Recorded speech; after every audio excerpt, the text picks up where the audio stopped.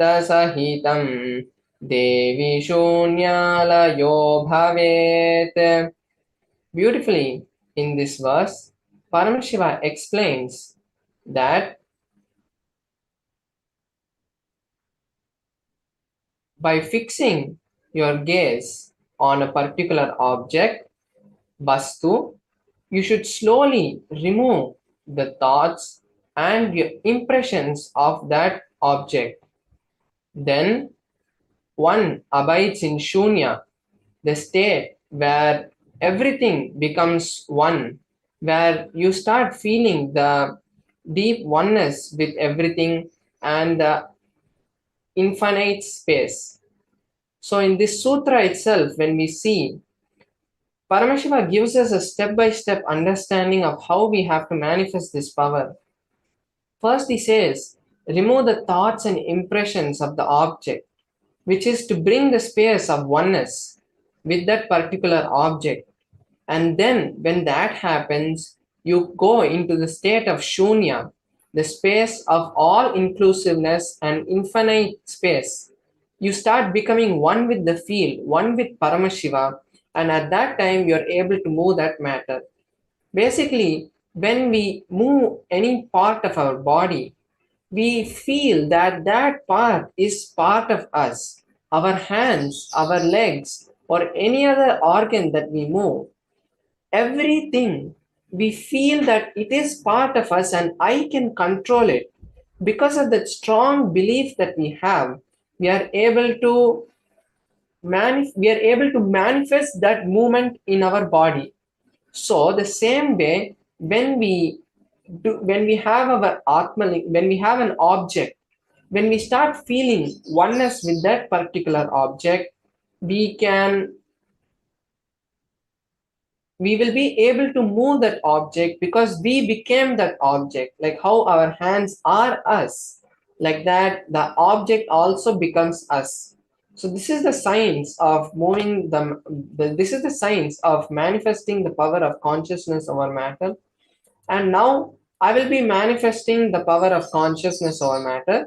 So I have my atmalinga, um, and I will be manifesting the power of consciousness over matter on this Atmalinga.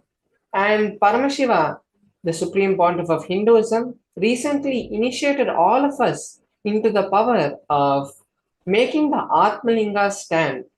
So we'll be placing our hand like this in a flat way, and then by connecting with Paramashiva, we'll be making the Atmalinga to stand without balancing it or without touching it. And for all of us to understand what the Atmalinga is and to bring the authenticity to the manifestation, the Atmalinga is crystalline material which is directly got from the ice and the quartz which has been there under the earth for thousands of years. So that's the way the Spatika is created, and the Atmalingas are created from that. Then when we carve the Atmalinga and it is initiated by the Supreme Pontiff of Hinduism and energized and given to all of us. So that is the Atmalinga. And also if we see that the Atmalinga is not tied to any strings, and my hand also does not have any kind of magnetic things or anything. It's my hand on a flat surface and the Atmalinga will stand automatically. And at this point, I would like to invite all the viewers who are watching us right now to take this beautiful opportunity to also manifest this power with me. Because when I manifest this power, I will be creating the intense space of Shaktipada, which will allow all of us to manifest the power. We will all be able to connect to that entanglement space where Paramashiva has blessed all of us that when we manifest powers, we will be able to create that intense space. So now, if we have any objects with us or we have any desire with us that we want to manifest, we can take this opportunity now to bring those objects or write those intentions down on a piece of paper. And also, all of us who want to manifest the Mahaparamashivoham can also take this time to create your reality, because when we manifest powers, that's the best time we can create any reality.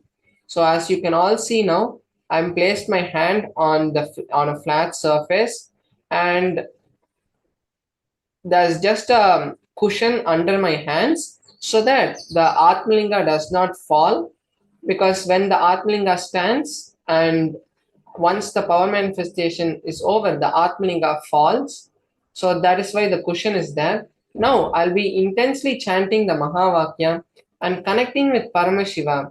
And at that time, all of us also, all the viewers watching us now live, can also chant the Mahavakya and see, visualize your reality happening, visualize yourself in that place where you have manifested the power or manifested the reality of whatever you want.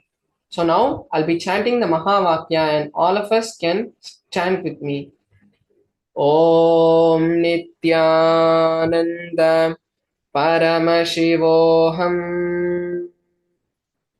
Om Nithyananda Paramashivoham. Om Nithyananda Paramashivoham. Om Nithyananda Paramashivoham.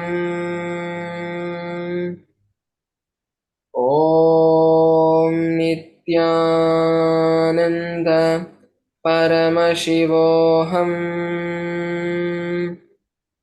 Om Nithyananda Paramashivoham. Om Nithyananda Paramashivoham. Om Nithyananda Paramashivoham. Om Nithyananda Paramashivoham. Om Nithyananda Paramashivoham. Om Nithyananda Paramashivoham. Om Nithyananda Paramashivoham. Om Nithyananda Paramashivoham.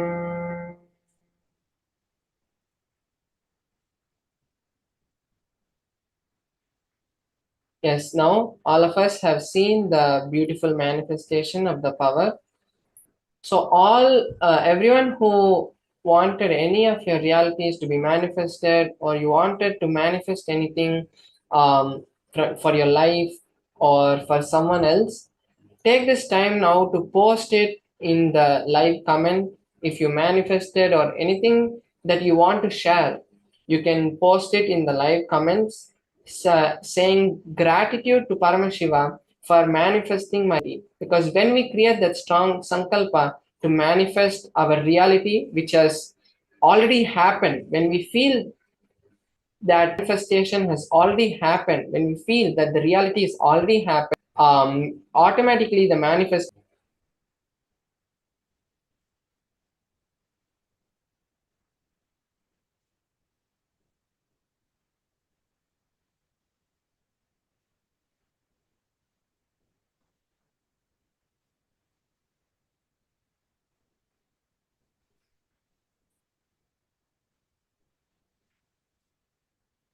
And today we'll be having the darshan of Uma Maheshwara Murthi, who's the beautiful um,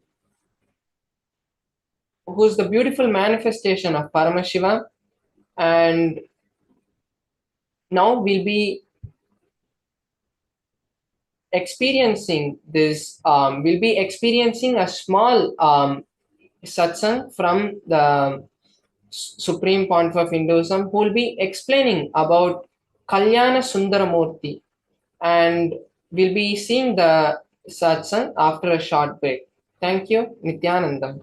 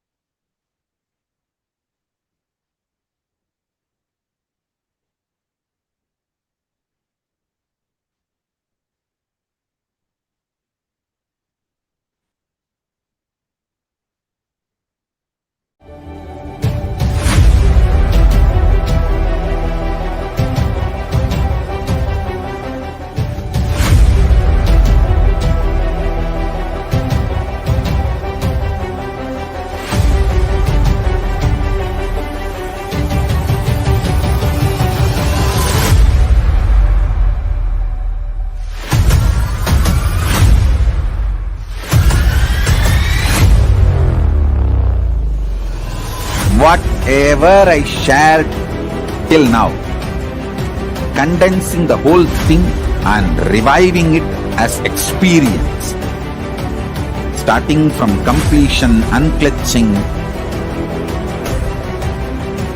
power manifestation, the states of consciousness, and the planes, multiple planes, everything.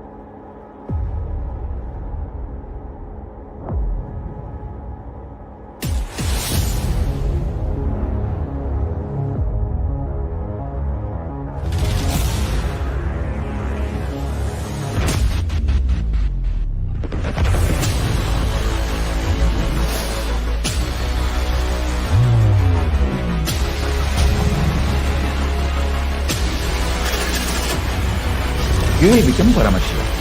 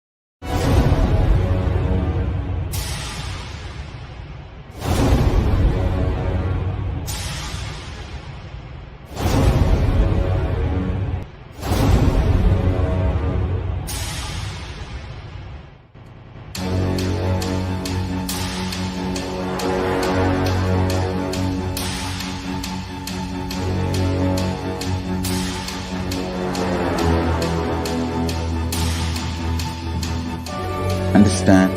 Literally last 39 years from the age of 5, whatever Paramashiva manifested through teaching, speaking, writing, every way, condensing the whole thing and presenting it to you all as experientially in these 21 days through this Jnana Charya, Jnana Kriya, Jnana Yoga, Jnana is Mahaparamashivoham. Lifestyle for just Paramashiva. Rituals to be just Paramashiva. Yoga for just being Paramashiva. Jnana just Paramashiva. This Mahaparamashivoham is like Nithyananda, everyone. We welcome you all back for this next session of the Kalyana Sundhara Murthi Bhava Samadhi Darshan. We're going to be now listening from the supreme part of Hinduism, from Swamiji, a beautiful satsang, a series of satsangs on relationships. How we create incompletions with our relationships, the fundamental problem, and how we can complete these relationships as well and come out of all the incompletions, all the sufferings, all the problems and misfortunes being created in our life because of the incompletions in our relationships. We will now be watching this satsang from the Supreme Pontiff of Hinduism.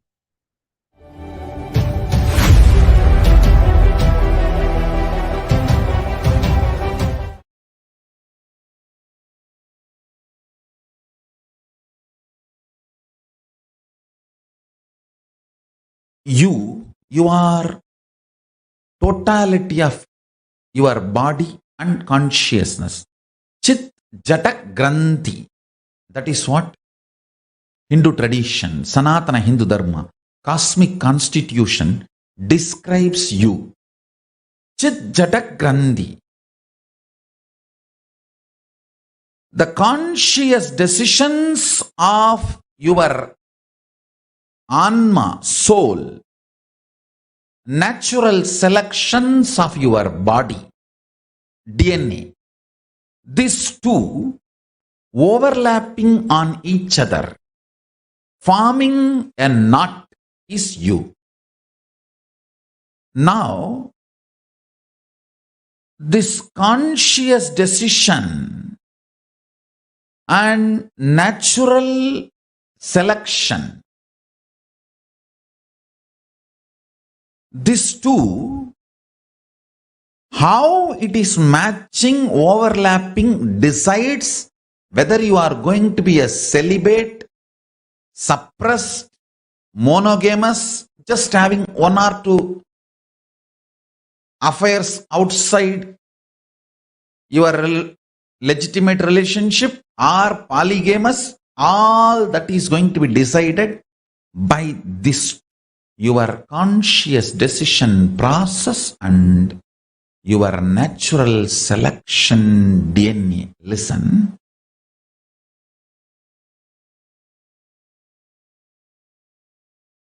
Just because if you have a human body, do not think you are all human beings. This generalization is the worst crime done against you. Each one of you are unique because your conscious decision process is not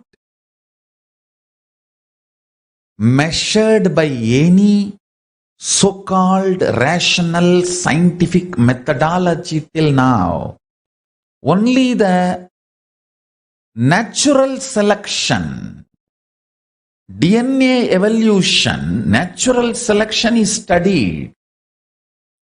Only that part is studied and understood. Understand? Just because the science has not yet evolved to study something, You trying to deny that is a mediocre mentality. If you have taken the body from animal to human being first time, now only you have done the natural selection process and jumped into the human body. Naturally, your senses will need too much of support from the external inspiration, like a lot of quantity of food will be required, lot of sights pleasure, lot of music pleasure, lot of smell pleasure, lot of touch pleasure, lot of sexual pleasure. Too much is needed to keep yourself engaged, entertained, alive. And if you are denied of all that, you will be depressed. That's a problem. You will be depressed. So I don't want to say what is right, what is wrong. I don't want to give you a kind of a generalized solution. I will reveal the sacred secrets Paramashiva reveals. If you have already done the survival, means the natural selection process, more and more means from animal body you took the jump to human body. In the human body you lived few births and you have done a lot of conscious decision and more natural selection, and you evolved your system. Suddenly, listen carefully, too much of shadow of conscious decision gets embedded into your natural selection process, and you develop something called Divya Sarira, light body, which reduces your sensual needs drastically to keep you alive and excited. Means, if your Divya Sarira develops more and more, with less input from the external world, you will be more alive, joyful, excited, inspired, radiating. You may not need sense pleasures to keep you alive and active.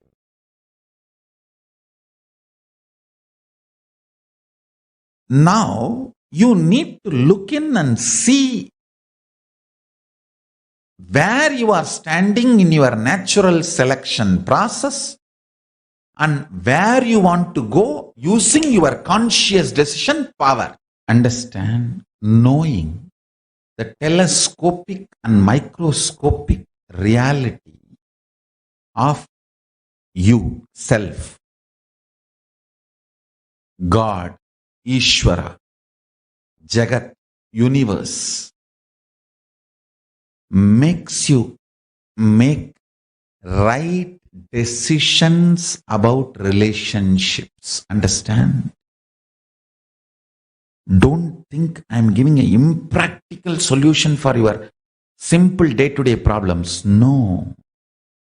No band-aid solution can help you in your relationships. You think just a plastic smile can help you completely be happy with your family and relationships?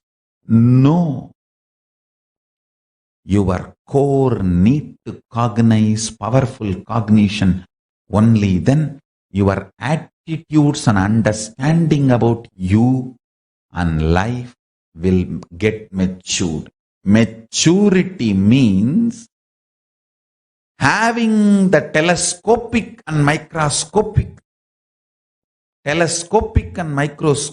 vision, clarity, powerful cognition about everything you are handling in your life. Everything you are handling in your life, having telescopic and microscopic vision, is what I call enlightenment. When you know life cannot be destroyed, you know nothing can touch you, you will start loving and being compassionate with everyone. You can't destroy me. So I am compassionate and loving to you. You are not a threat for me. Nobody is a threat for me.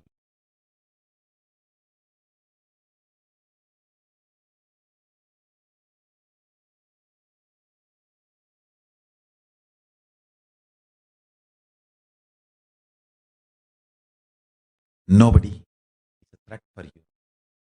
From that powerful cognition, when you love, that's a real love. Understand, whether love or life or laughter or dance, everything has to be from powerful cognition.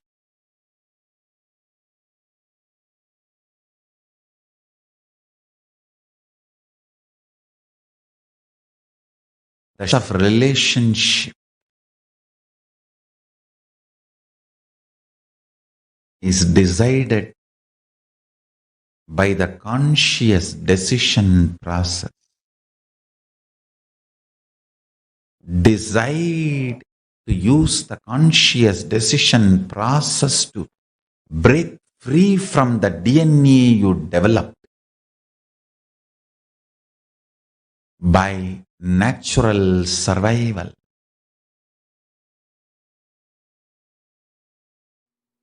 From the space you are Paramashiva, even if you eat, that food will become one with you and you will become one with that food. You will bless the food and the food will bless you. You will do good to the food and food will do good to you.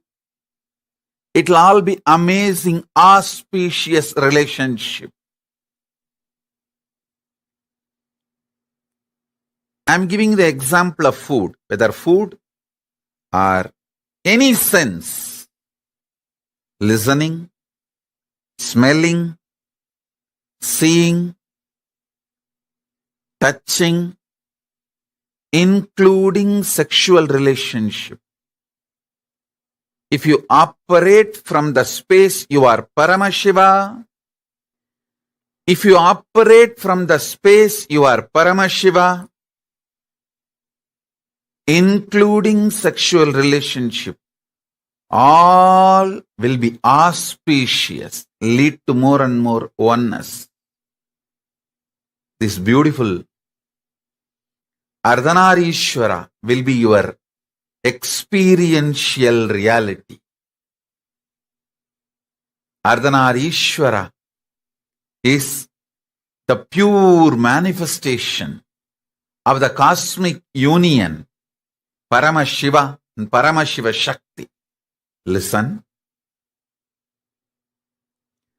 From the space you are Paramashiva, when you operate, you are literally living God. Not God-man, living God. Understand?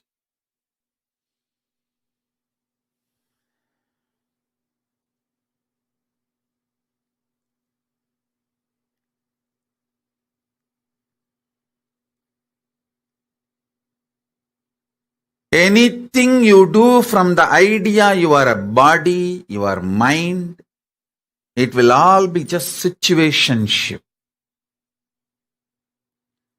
Do not expect any relationship started with the idea you are just a body and mind to be a permanent relationship in your idea, in your life. Even the word relationship is wrong. Everything you do from the idea you are body and mind is just situationship. So don't blame the situations, other person, anything.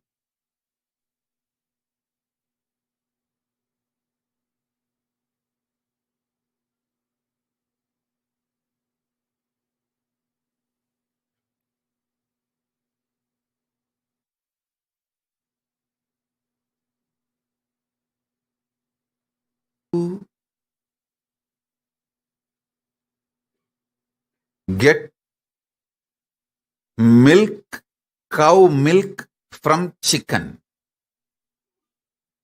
from hen. No, it is not possible.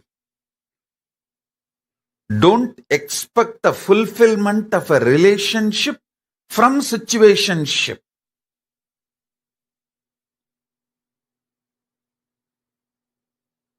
Most of you get into so-called relationships because the situation pushed you into it. That's all. Even if it was your willful decision, the will you carry is operated, it functioned, it manifested from the idea, your body and mind. See, you operate from the idea of body and mind, but you expect something which can come only from consciousness. Fulfillment, completion, peace, all this can come only from consciousness. Something which can come only from consciousness, how do you expect it from the operations you did from the idea your body and mind?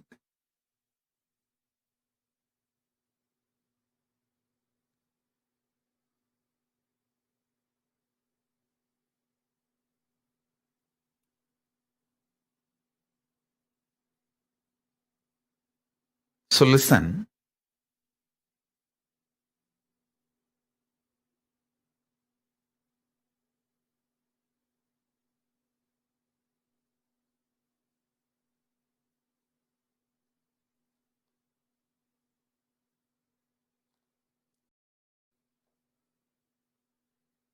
Contemplate and meditate intensely. See how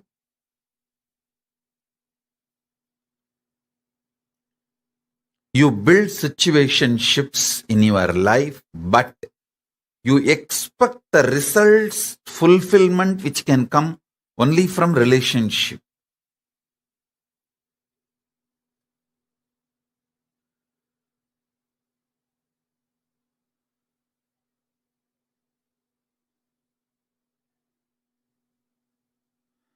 Paramashiva's message directly from Maha Kailasa. Whatever expression you do from the truth you are consciousness, sparkle of Paramashiva. Whatever you manifest from this truth is relationship. Everything else, whatever you manifest from the idea you are a body or just mind, just emotion, will all be only situationship, not relationship. The realization you are consciousness, the relationship you build with Paramashivam, that can be called as relationship. Other than this, do not call anything as relationship. Everything else is situationship. Everything else is situationship. Listen. This one truth will solve all your problems of life about relationships. All your relationship problems can be solved, resolved with this one understanding. This one understanding can resolve everything.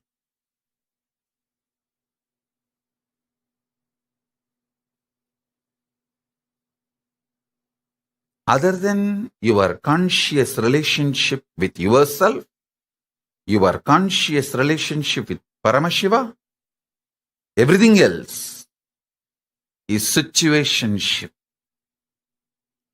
Meditate on this. Subject for today's webinar. discovering oneness in relationships.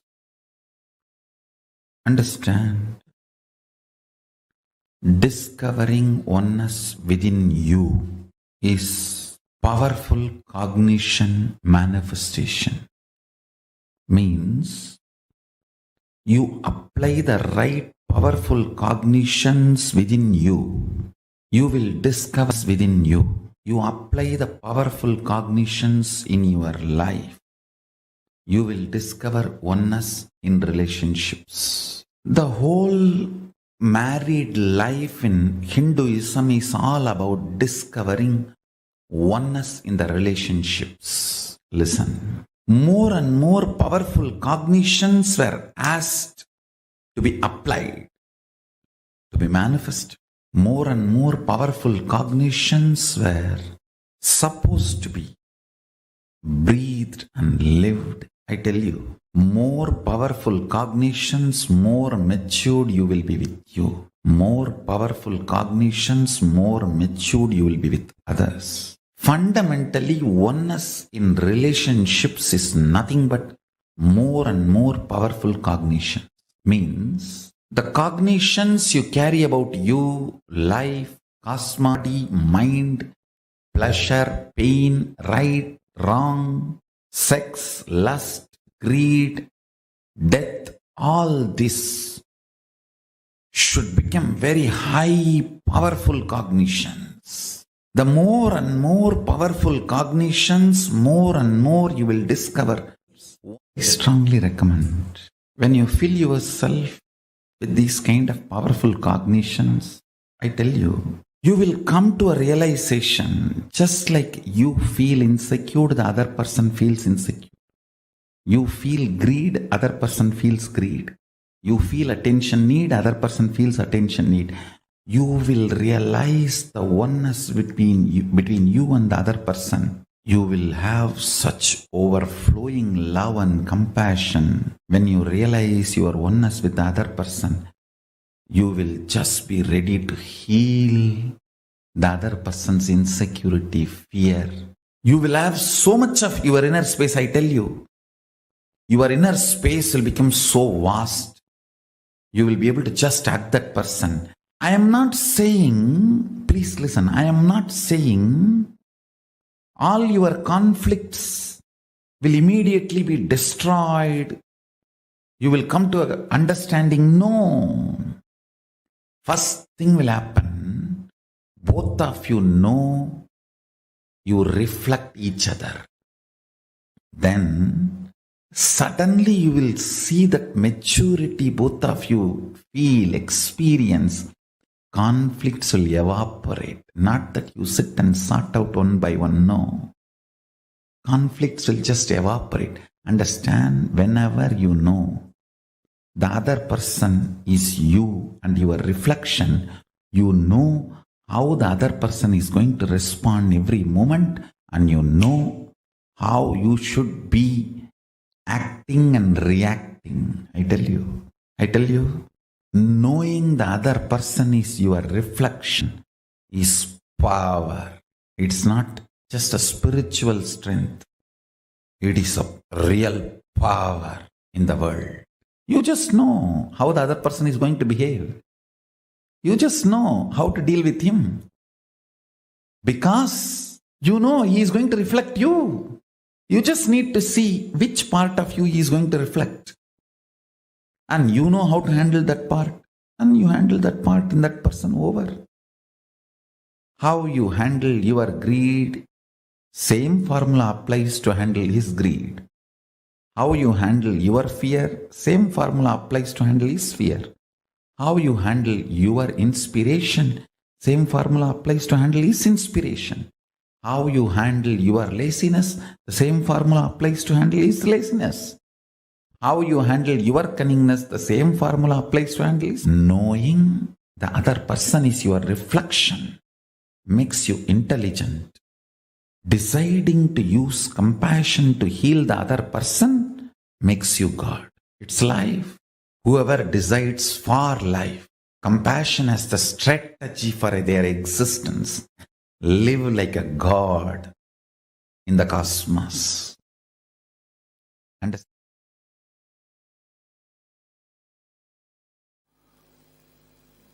I'll expand on how the integrity and authenticity expands your relationships and enriches you to have the fulfillment. Dhyan se suniye, first I wanted to make these three statements. One, relationship does not mean only the few human beings who live around you. When I use the word relationship, I mean your relationship with your health, with your money, with your life, with your success, with the nature, everything. Second, you also have a very inauthentic way of dreaming about your life, just to have few cozy relationships around you, and that is enough. You are complete with your relationships and relationship dimension, which is completely wrong and inauthentic. Third, please listen. Third, only when you expand you to the level with integrity and authenticity, anything, anybody comes in your breathing space, there is a conflict-free, complete relationship.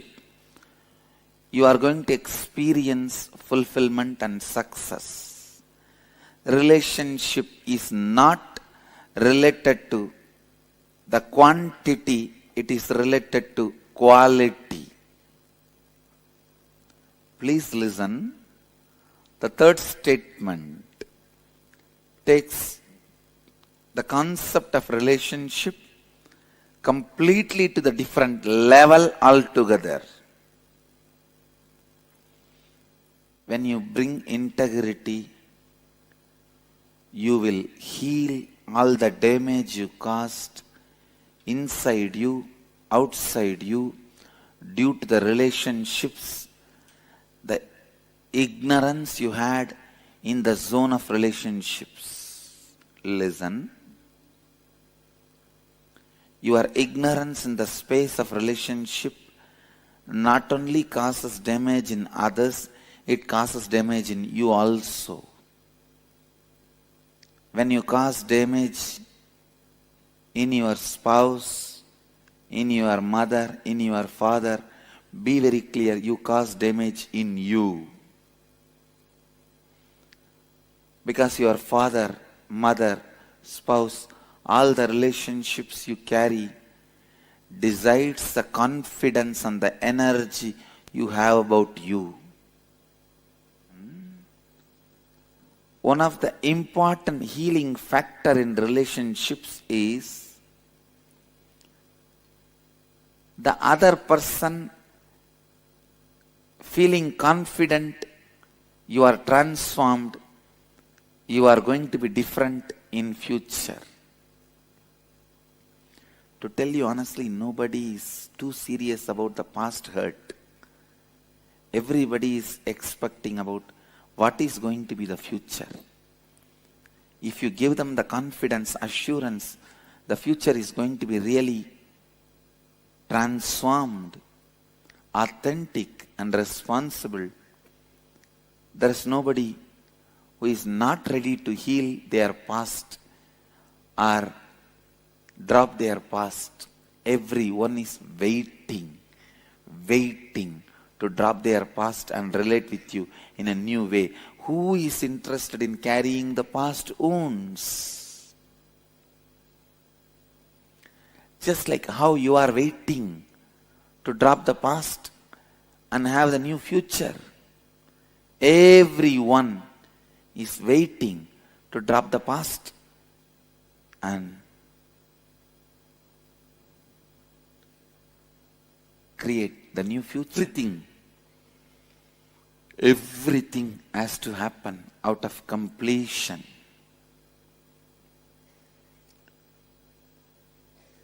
Living out of completion is your birthright.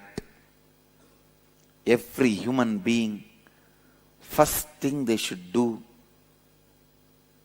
when you start living your life is find the root thought patterns, suffering patterns, which is causing you suffering, and complete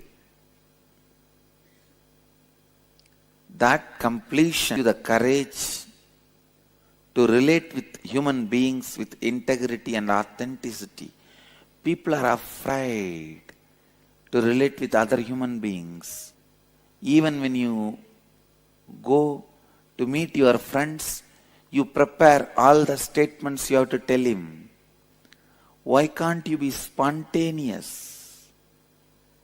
Even to meet with your friend, why do you need so much of preparation? Why do you need so much of inauthentic strategy planning? Why do you need so much of lack of integrity verbal preparation? It is so unfortunate. The trust level between the friends is dropped because the trust between you and you is stopped. You are afraid. Even with you, you don't sit spontaneously. Even with you, you rehearse and talk. That is why you can't talk spontaneously with others. Take the responsibility for love. That is where relationship starts.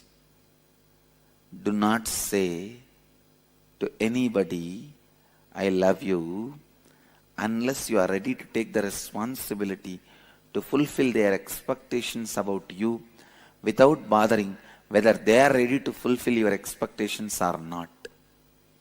When they are also fulfilling your expectation, you are also fulfilling their expectation. It is called business partnership. It is partnership in the business called life. Don't call it as love. Sometimes, not only you have partners in the business, even in the life you have partners.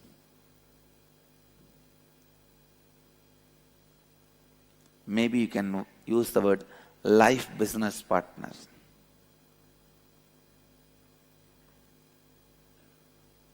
But life happens to you, brings you excitement when you go on fulfilling others' expectations.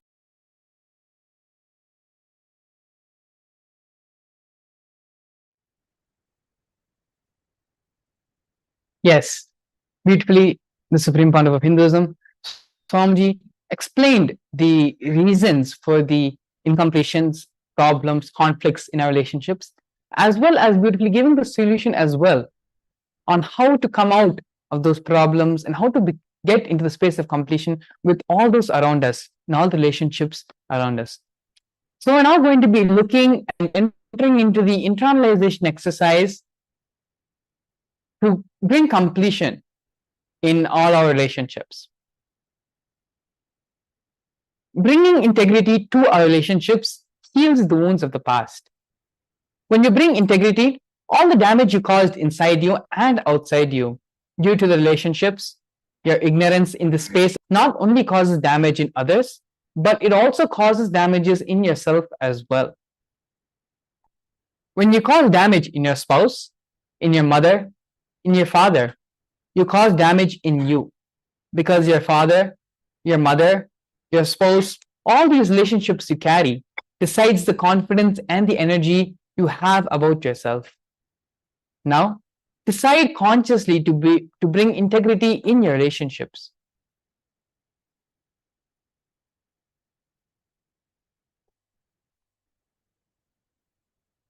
Now, take a few minutes, take a pencil and a paper, and write down the 3 most important relationships in your life with whom you are feeling a lot of past wounds with.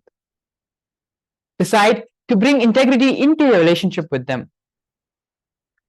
Look into your life and list down all the words, all the promises, all the commitments you gave to them, which you did not honor and fulfill or withdraw, and therefore did not restore integrity. For example, you gave a word to your spouse that you will help her get a new job, but you do not do so. Bringing integrity into our relationships is the fundamental step, the first step through which the completion starts happening in all your relationships. So this starts by completing all the incomplete words, all the incomplete commitments, promises you made to them. Completing those wounds, completing those promises, those commitments is the first step in healing our relationship with our parents or spouse or whoever you are having incompletion towards.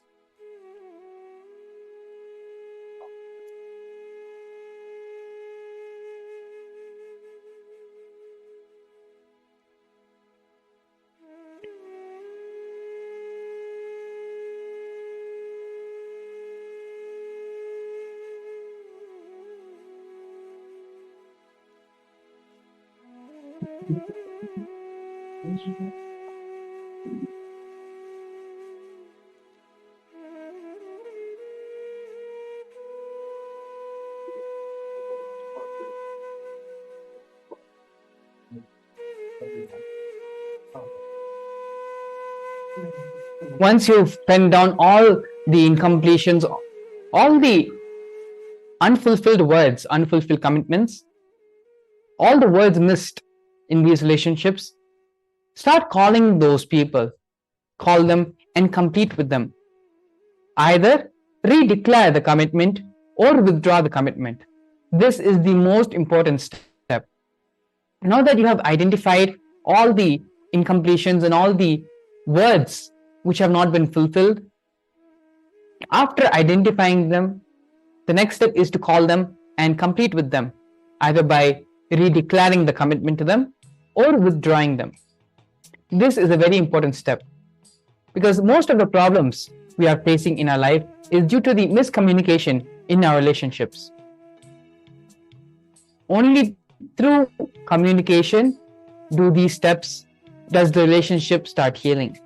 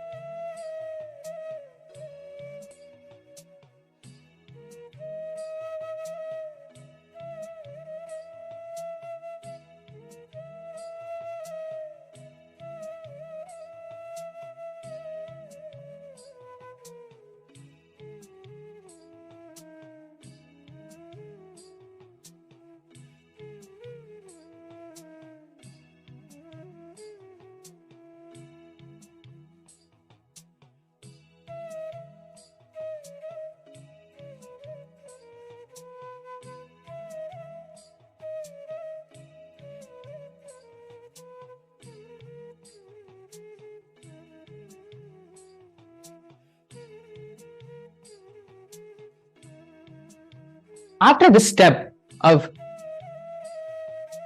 talking to those people, talking to all the different relationships you have in your life, and bringing back integrity, either in the form of redeclaring your commitments or in the form of withdrawing them and completing them, it is through this step the relationships are healed.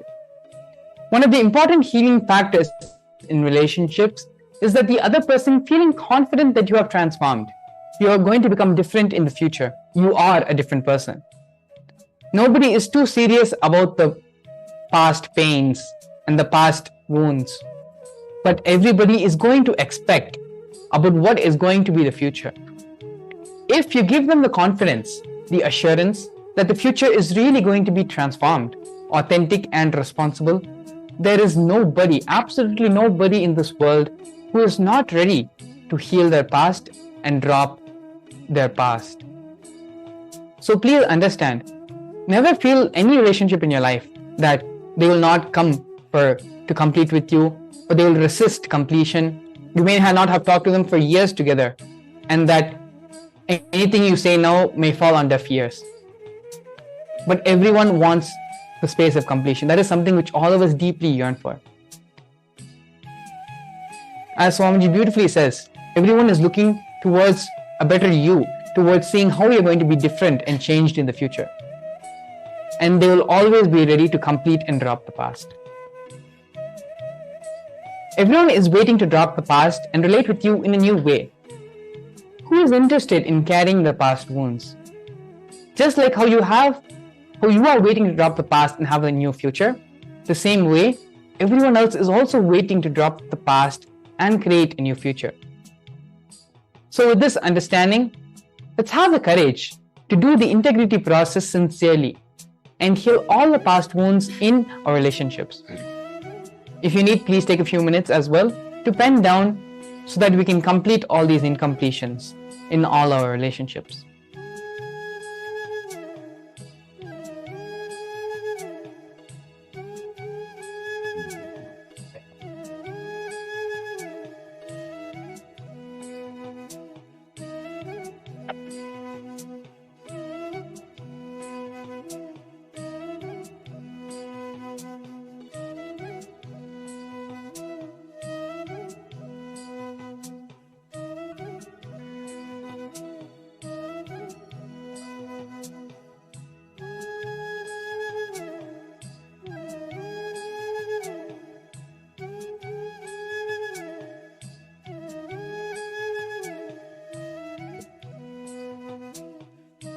Take the 3 most important relationships in your life with whom you are feeling a lot of past wounds. Decide to bring integrity into your relationship with them.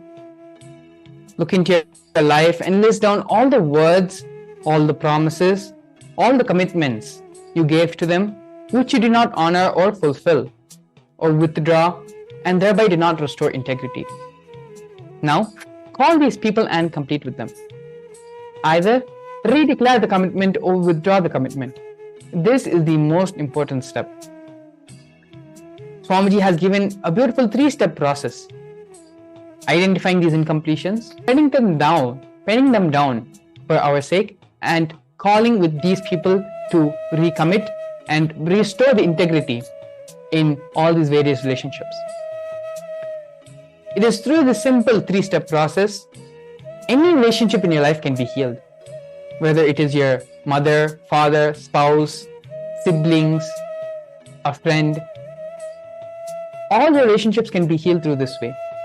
Because just like how you want to bring completion, want to bring fulfillment and build a new relationship, build an everlasting relationship, that is the same feeling the other person is having as well, whoever it may be. So it's time for us to have the courage to take that and allow the completion to bloom in our relationships.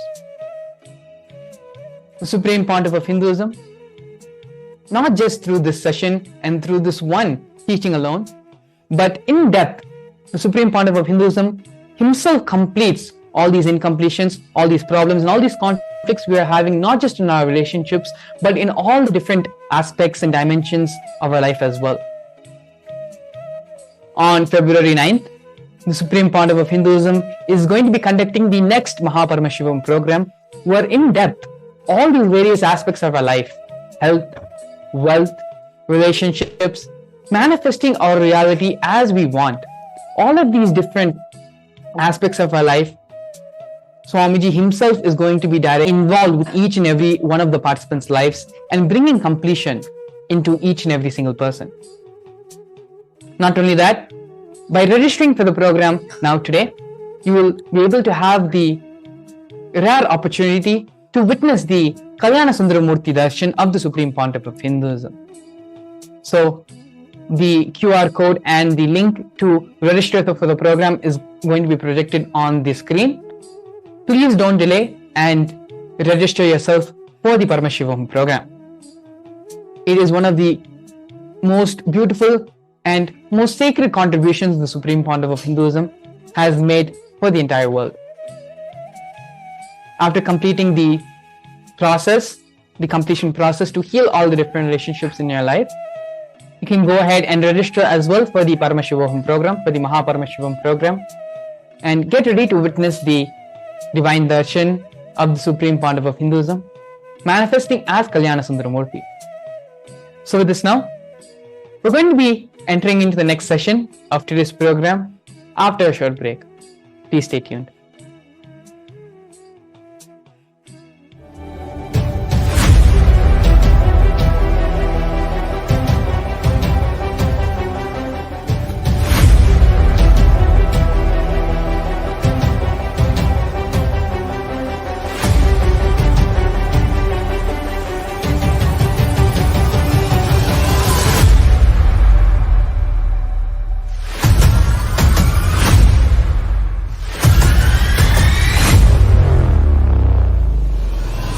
Whatever I shared till now, condensing the whole thing and reviving it as experience, starting from completion, unclutching, power manifestation, the states of consciousness and the planes, multiple planes, everything.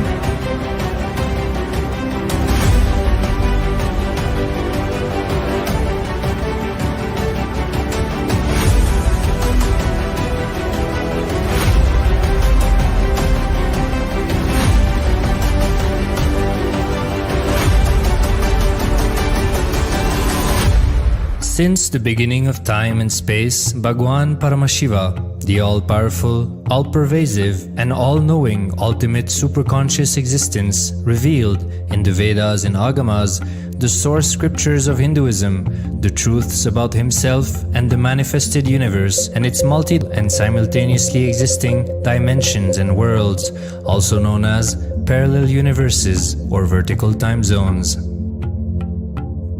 त्रुट्यादि प्रत्ययस्यार्थ कालो माया samudbhavah.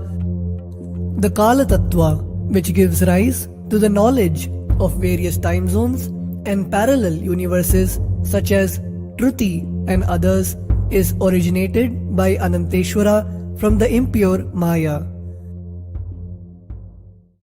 Bhagwan Paramashiva mentions that as we experience the various higher states of consciousness, we simultaneously experience the various time zones associated with them. We get transported to the parallel universes and experience the other dimensions of our own existence, of our own personality.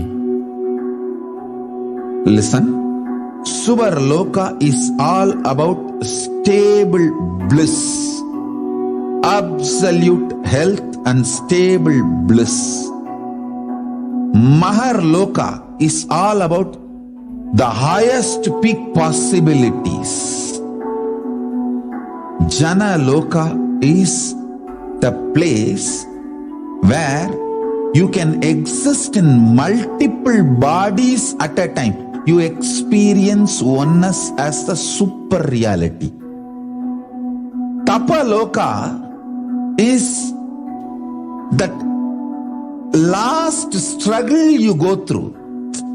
Sometimes you know you are Paramashiva, sometimes you just slip off, but again you say, I am Paramashiva. That space is the Tapoloka, an absolute surrender. Whether I am remembering, I am manifesting Paramashivatva, or I am deluded, I surrender both to Paramashiva. When you take that decision, you are lifted to Brahmaloka. You move to the Brahmaloka. The deep surrender lifts you to Brahmaloka. Then from there you move to Parandama, Vaikunta, and Kailasa, then Mahakailasa itself. The key to unlock these parallel universes is hidden in the spine of the human body. Human beings, only human beings on this planet Earth are empowered, hardwired, capable of migrating to parallel universe. Understand? Your spine is not only hardwired, capable of fuel, charged to lift you off to different parallel universes. Sukritan manavo bhutva jnani mokshamapruyat chaturashita-laksheshu sharireshu sharirinam namanusyam vina yatra tattvahanantu labhyate. Of the 8.4 million bodily forms, the human body is the most important, for it is this form in which one gets knowledge of the essence. This knowledge of essence cannot be attained in any other form other than human. The possibility you have need to be told to you. Understand? Even though animals have spine, because the majority of the time they spend horizontally, the spine is not capable of getting fuel with a subtle fuel called ojas. The ojas need to be filled in your spine and the kundalini need to be ignited for you to reach parallel universe and different vertical time zone spaces. When our state of consciousness is raised, we start experiencing these higher lokas, allowing the various possibilities and powers available in these universes to start expressing in our own human body. Recently, scientists have discovered that the human body, particularly in the brain, naturally produces light in the form of biophotons, and that when our state of consciousness is lifted, the brain moves from producing a normal 20 photons of light per centimeter square per second to more than 100,000 photons of light per second. That shows us that as we start to experience higher and higher states of consciousness, we start to produce huge amount of light, which is directly proportional and translatable to the amount of possibilities and powers that start to manifest on this plane, as well as the freedom from pains and sufferings experienced by beings in lower states of consciousness. These higher lokas gives you various possibilities, powers. For example, visualize you going to a different country where the electronic gadgets are easily, freely available. So naturally, everything you can gain through the electronic gadgets will be available to you freely. Same way, Kamadhenu, Karpaga Vriksha, Parijata, all these are like different gadgets, possibilities available in different lokas. Please understand, a permanent, irreversible power manifestation from the upper lokas is possible. Once these possibilities and powers start to express in the human body on the Bhuloka, our present plane, we reach a point of no return, where the cognitive shift which happens in us about who we are and what is the reality hidden behind this perceivable world frees us from the deluded ideas we have about ourselves and the life in the cosmos. The moment your consciousness is empowered to access and to exist in the parallel universe, no force in this Bhuloka, planet Earth, can torture you, abuse you, suffocate you. It is irreversible permanent enlightenment, irreversible permanent empowerment. In the source scriptures of Hinduism, the Vedas and Agamas, Bhagwan Paramashiva reveals about the importance of being initiated by a guru who is fit of giving initiation for us to raise into the various states of consciousness and experience the higher time zones.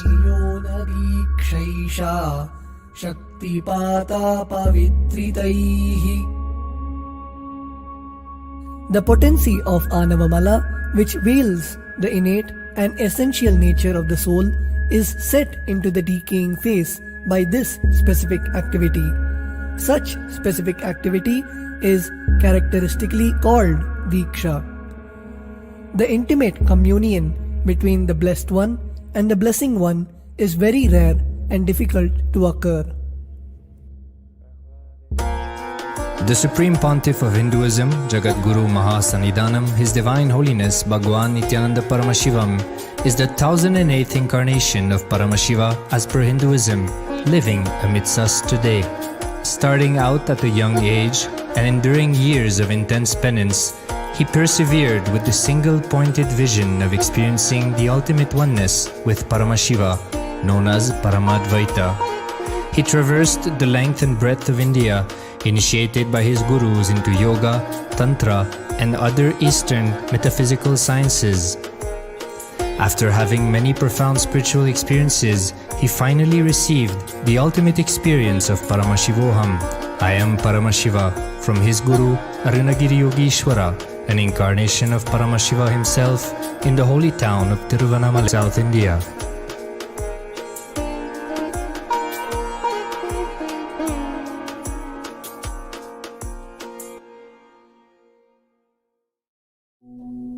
Body's most complex organ, containing more than 100 billion neurons, each of them in chemical and electrical conversation with up to 10,000 other neurons.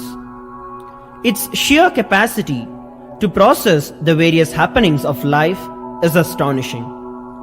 The scientific Hinduism's brain remarkably shows that there presents no difficulty for the Supreme Pontiff of Hinduism in managing his brain's activity. The Supreme Pontiff of Hinduism's capacity to control his brain is very fluid.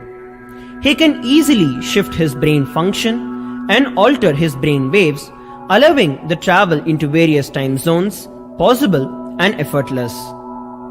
The results from the scientific studies conducted on the Supreme Pontiff of Hinduism show that the human body and brain is able to choose to alter the body and to travel to other dimensions at will. The possibility for the healing capabilities as well as the higher states of consciousness is an event of I will reach you wherever you are, whichever corner of the world you may be. I will reach you with enlightenment. Again I tell you, I am not here to prove I am God, I am here to prove you are God. Don't wait to become divine. Register now at paramashivoham.org.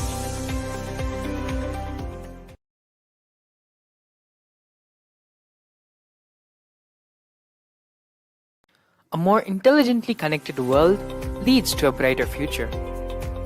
An enlightened humanity leads to a better world. During the Paramashivoham program, we help people to discover their superhuman possibilities and help them to find and achieve the true purpose of their birth by giving them the techniques, practices, and methodologies from the Vedagamas, the original source scriptures of Hinduism. The Supreme Pontiff of Hinduism is reviving the ancient original Vedas and Agamas in all its glory, in a user-friendly way for the modern mind. The Supreme Pontiff of Hinduism is transforming human beings into divine beings, reviving, initiating, and replicating the 463 powers from the Agamas revealed by Paramashiva. The Supreme Pontiff of Hinduism is not just giving solutions for every problem man faces, but is making them irrelevant to their lives by transforming human beings into divine beings. Listen. Any argument presented by your mind, body, your present reality to establish you are not Paramashiva. You are not omniscient, omnipotent, omnipresent. Anything presented to prove you are not Paramashiva is illegitimate. Decide this. This is super determinism. Understand? Anything you declare as illegitimate will lose power over you, will die in few days. Padam kevalam jnanamurtam dvandvatitam gagana sadrisham tattvamasyaadhilaksham ekam nityam vimalamachalam sarvadi sakshi bhutam bhavatitam trigunarahitam sadgurum tam namami.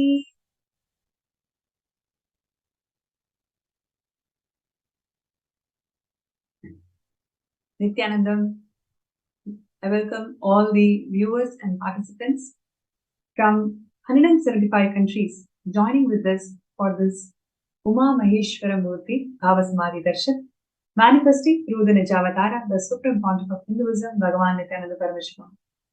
As we are getting ready to have the most awaited moment of the day, the Bhava Samadhi Darshan, we will be having a small segment learning about what constitutes the world's most ancient enlightenment ecosystem. What is its elements and how the Supreme Pontiff of Hinduism is reviving the most ancient ecosystem, enlightenment ecosystem in the world to its original glory. Yes, we are going to be looking into the aspects and glory of Kashi Sarvanyapita. Just to utter the word Kashi Sarvanyapita, it just gives that essence and feeling of liberation, because the very kshetra, as Swamiji beautifully shared, it is an avimukta kshetra, never forsaken. In times today, where for every conversation that we have with another person, with every moment-to-moment arguments that we have in the workplace or relationships or whatever we are doing, we always give up so soon. We give up on us, we give up on others.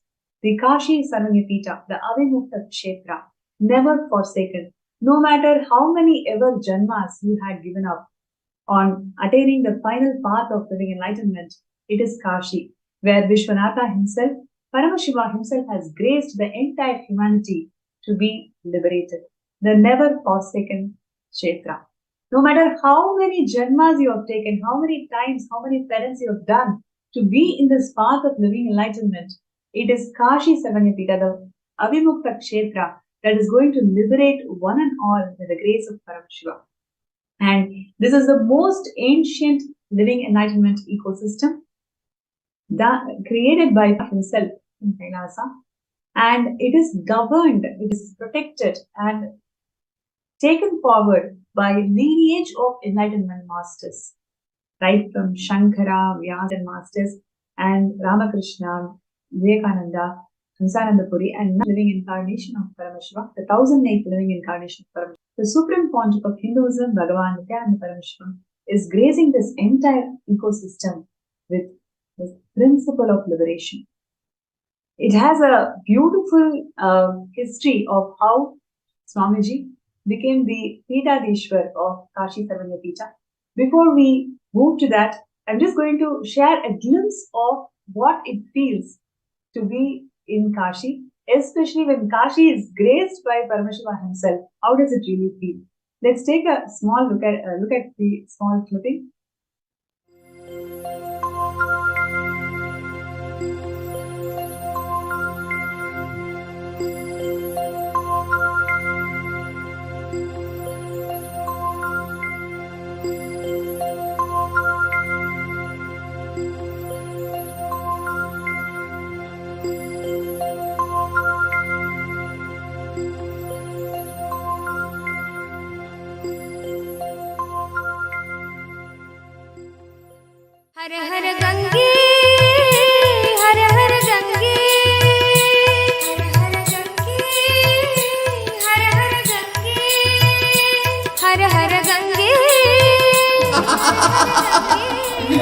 Ganga I am. Hey Nataraja hey Nityananda her her her her Gange hey Nataraja hey Nityananda her her her her Gange hey Nataraja hey Nityananda her her her her Gange hey Nataraja hey Nityananda her her her her Gange her her Gange her her Gange her her Gange her her Gange her her Gange her her Gange her her Gange her her Gange hey Nataraja hey Nityananda her her her her Gange hey Nataraja hey Nityananda her her her her Gange hey Nataraja hey Nityananda her her her her Gange hey Nataraja hey Nityananda her her her her Gange her her Gange her her Gange her her Gange her her Gange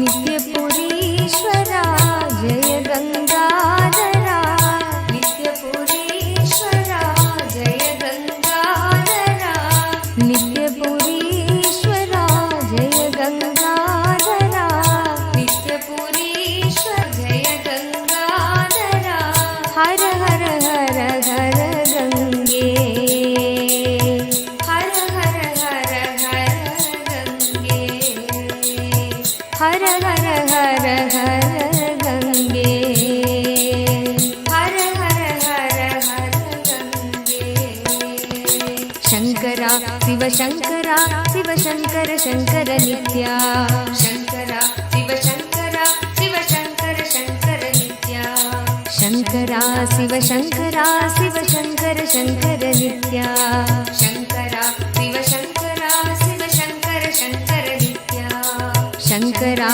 Shiv Shankara Shiv Shankar Shankar Nitya Shankara Shiv Shankara Shiv Shankar Shankar Nitya Shankara Shiv Shankara Shiv Shankar Shankar Nitya Shankara Shiv Shankara Shiv Shankar Shankar Nitya her her Gange her her Gange her her Gange her her Gange her her Gange her her Gange her her Gange her her Gange hey Nataraja hey Nityananda her her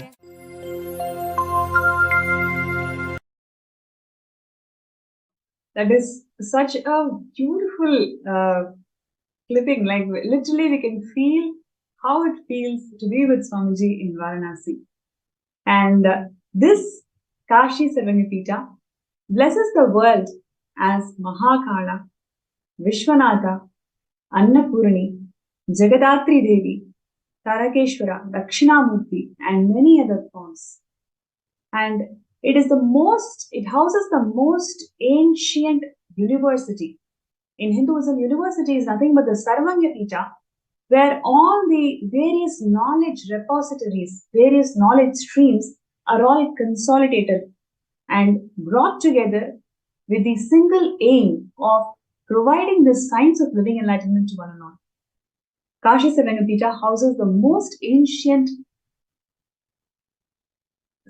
university in the world, and it is led by enlightened masters and the living incarnations, and it is the ultimate seat of learning, the repository of all the knowledge that Sanatana Hindu Dharma ever housed.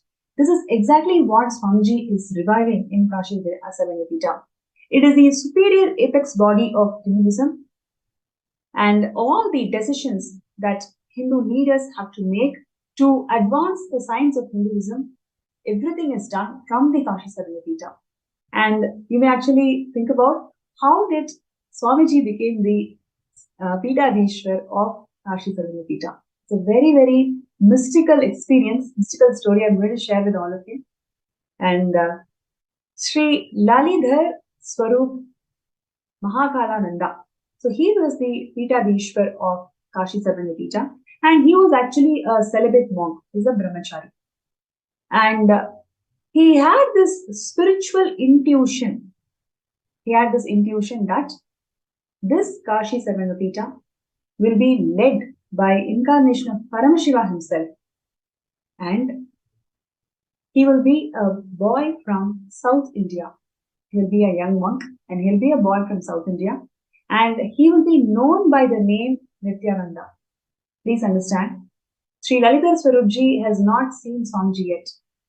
He had this intuition that the next Pitadishwar will be the incarnation of Paramashiva by the name Nithyananda. So mystical, isn't it? And recognizing the possibility that he may not live to see this great happening where Paramashiva himself descends to the planet Earth to revive the Kashi Sarvangapita that he has created at the very beginning. He knows that he may not live that long. So he actually writes that in his will and hands his property, his ownership of Kashi Sarvangapita to the next successor. And it is so beautiful that the will gets executed where Swamiji becomes the Pitadishwar of Mahanirvani, of the Kashi Sarvangapita. And he was so right in saying that it is Swamiji by the name Nithyananda. He actually came and revived this entire Kashi Sarvangapita to its original glory. And Swamiji had his own death experience in Manikarnika Ghat, especially in the Kashi Sarvangapita, exactly in the Manikarnika Ghat. And there's a beautiful narration of Swamiji where he says that the previous day when Swamiji visited the Vishwanatha, he could not cognize the Vishwanatha, like why so many thousands of people are coming here. It is just a small Shivalinga. Why so much of reverence? But when Swamiji was having this experience of death, when he was reborn, at that exact moment, right after the death experience in the Manikarnika Ghat, Swamiji takes the darshan of Vishwanatha, where he experiences the oneness of Vishwanatha. And he says that when I am not there, he is alive. So Swamiji experiences that complete oneness with Vishwanatha himself. And that is exactly what all of us are experiencing as the embodiment of Vishwanatha. Whenever Swamiji graces this Avimukta Kshetra, Varanasi, we are all feeling so liberated just looking at the images, looking at the videos when Swamiji was there in Varanasi. And today, we are going to be having wonderful sharing segment where devotees and disciples around the world are going to come here and share their experiences of Swamiji being in Varanasi and how Swamiji has revived this Kashi Sarvangapita. Some of these experiences are just beyond words. I mean, something truly we cannot cognize, and the amount of contribution that Swamiji has done is truly wonderful. So today, the first sharing is going to be from someone. Okay, I'm just going to say that, have you ever heard that you can come back to life just by the glimpse of Swamiji, just by hearing the voice of Swamiji? That's exactly what you're going to hear from one of the disciples today. She has witnessed, she was an eyewitness of somebody who was electrocuted, lost their lives, was simply brought to life just by one blessings of Swamiji. So it's something so amazing to hear, and it is my pleasure and honor to welcome Ma Uma Bharaji from Karnataka to today's segment.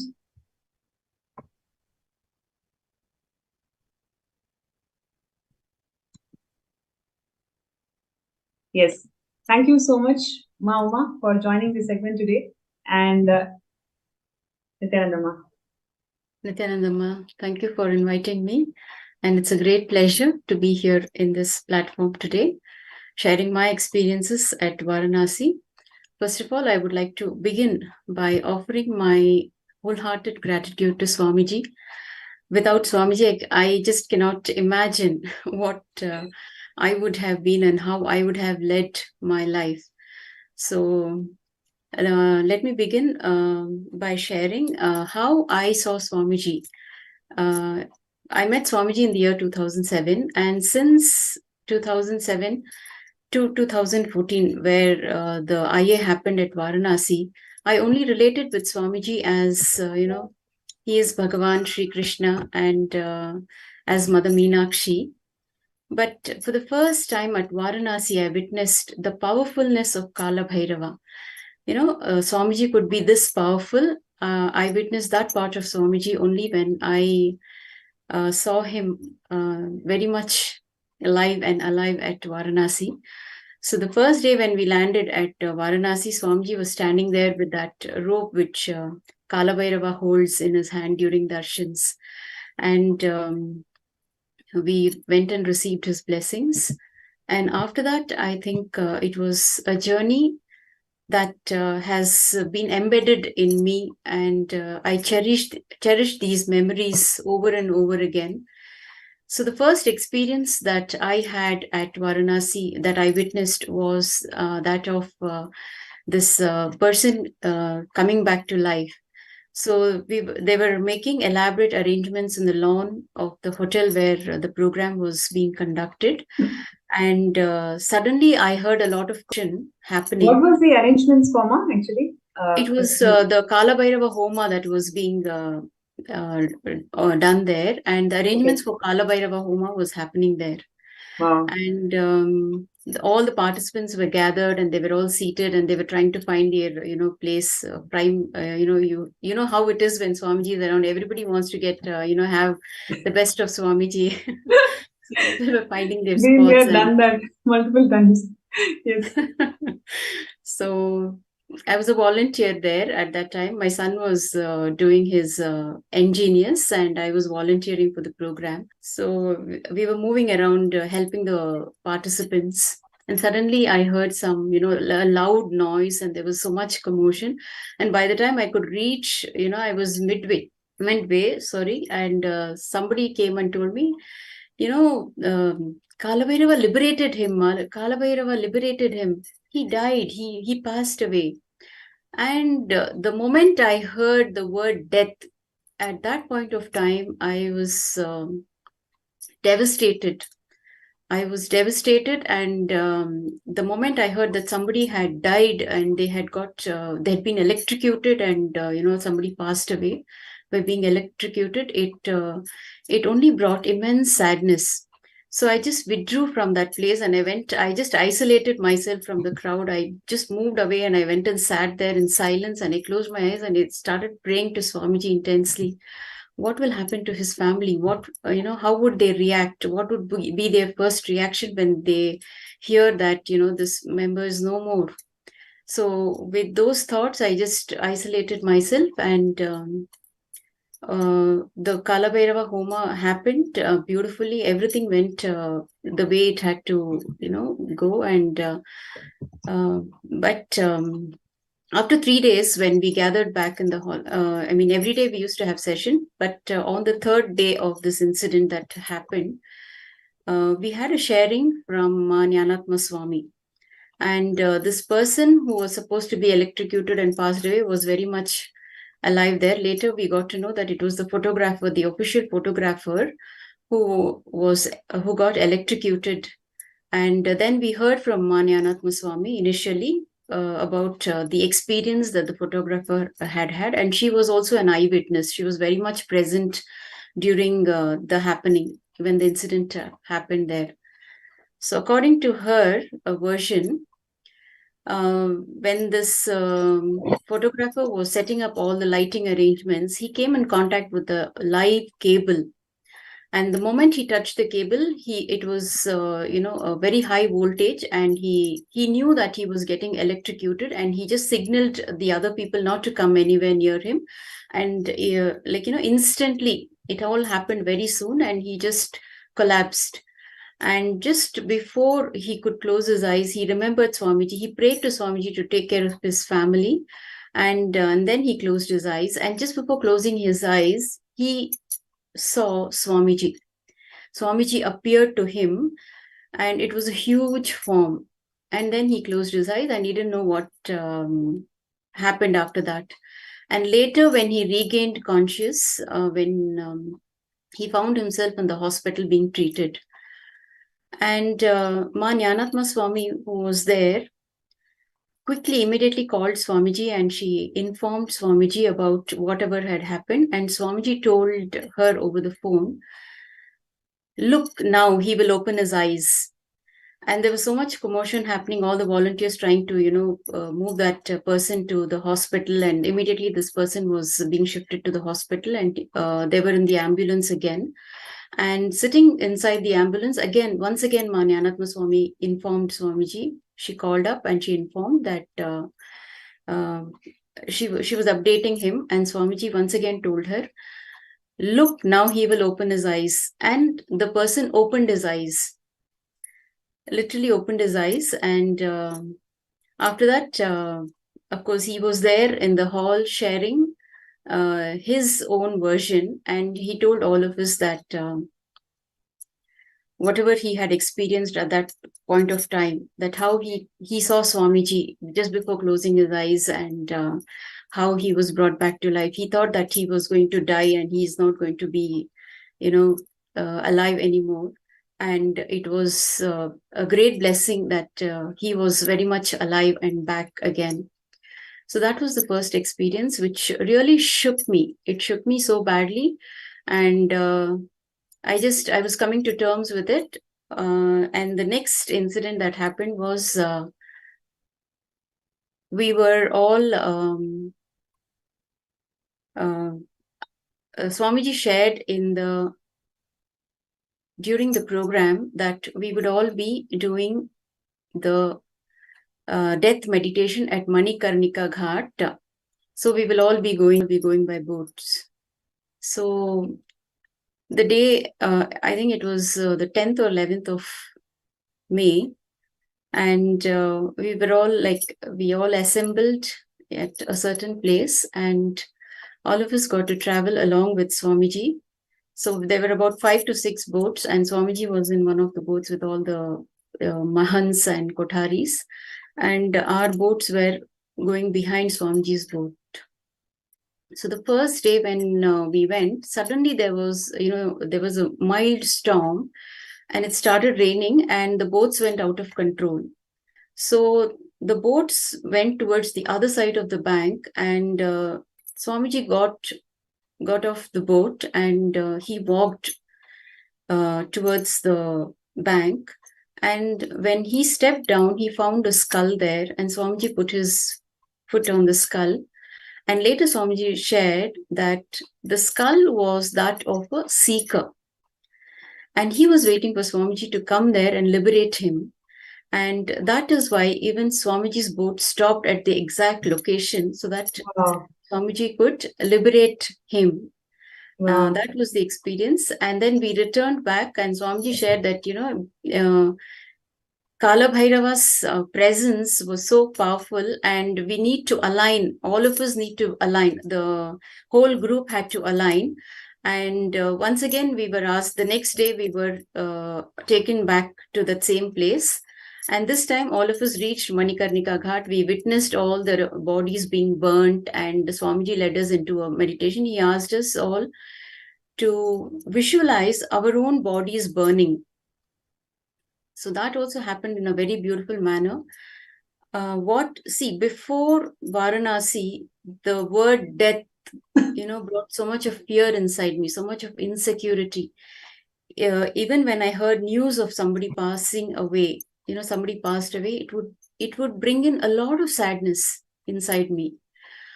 And I also remember watching, when Princess Diana passed away, the whole day I was glued to TV, to the television, and I was watching that whole happening. And I just couldn't come out of it. The grief, I would experience the grief that the family person would be experiencing. I was that kind of a sensitive person.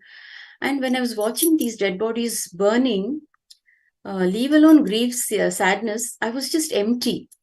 There was no emotion at all happening, the emotion of sadness or, fear or insecurity, nothing.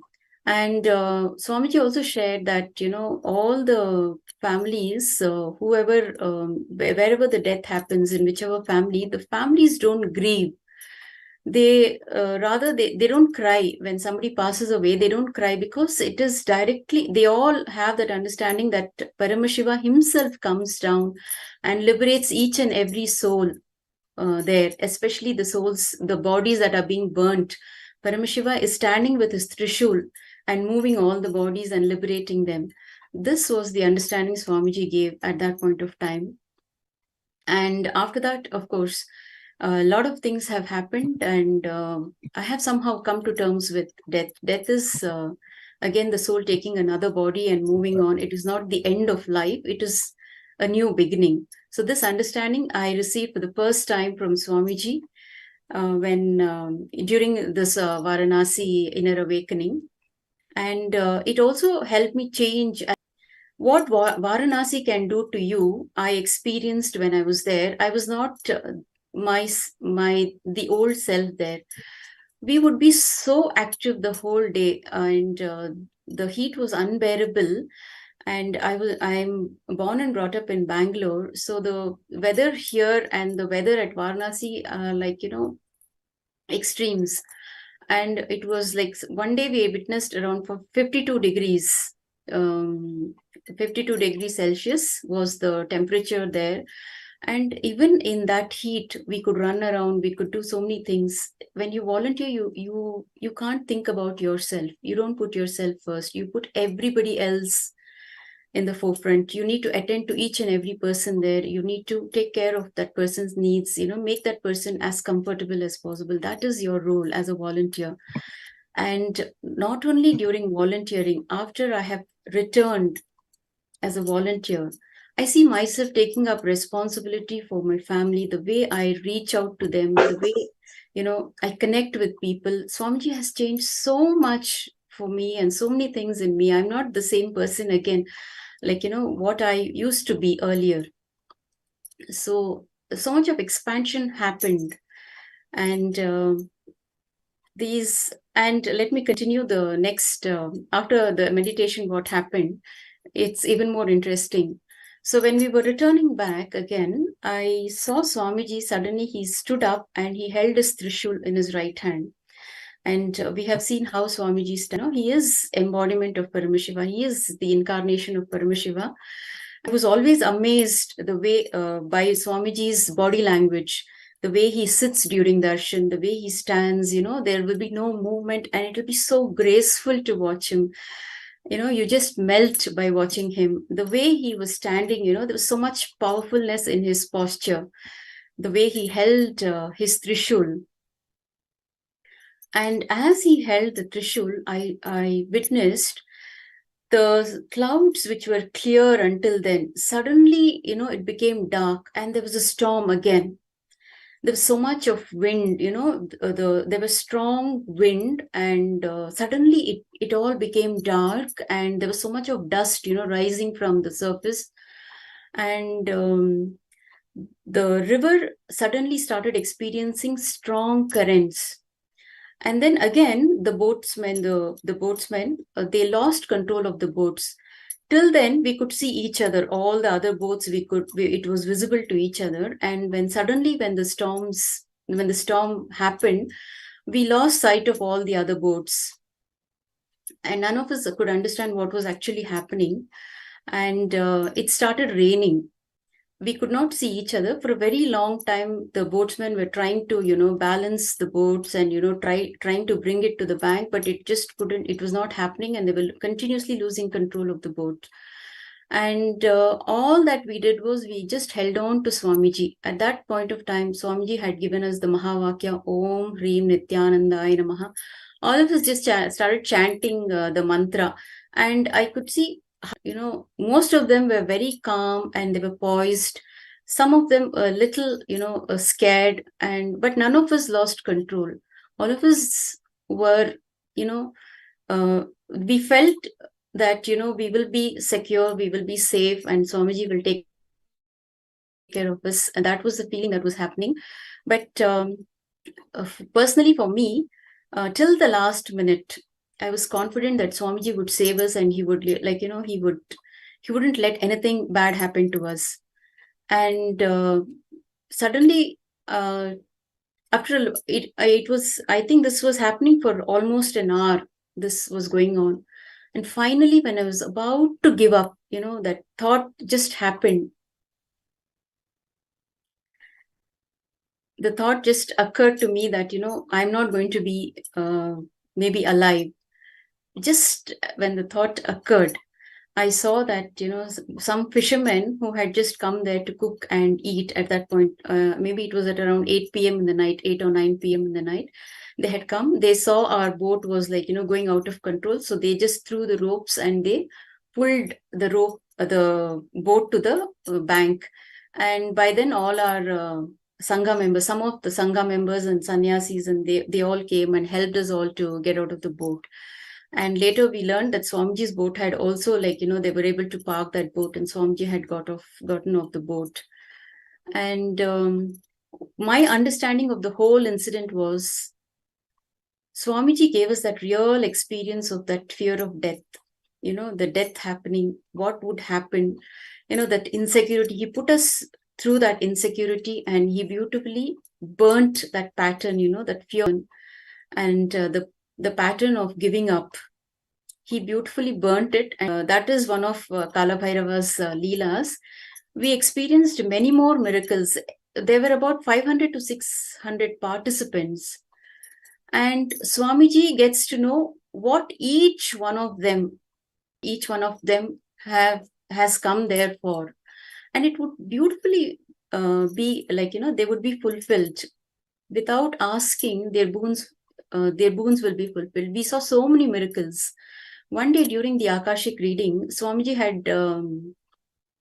was, people were asking questions and Swamiji was answering those questions. That is in the form of Kala Bhairava. Kala Bhairava had manifested and expressing through Swamiji's body. And when one question was asked, the Akashic and Swamiji,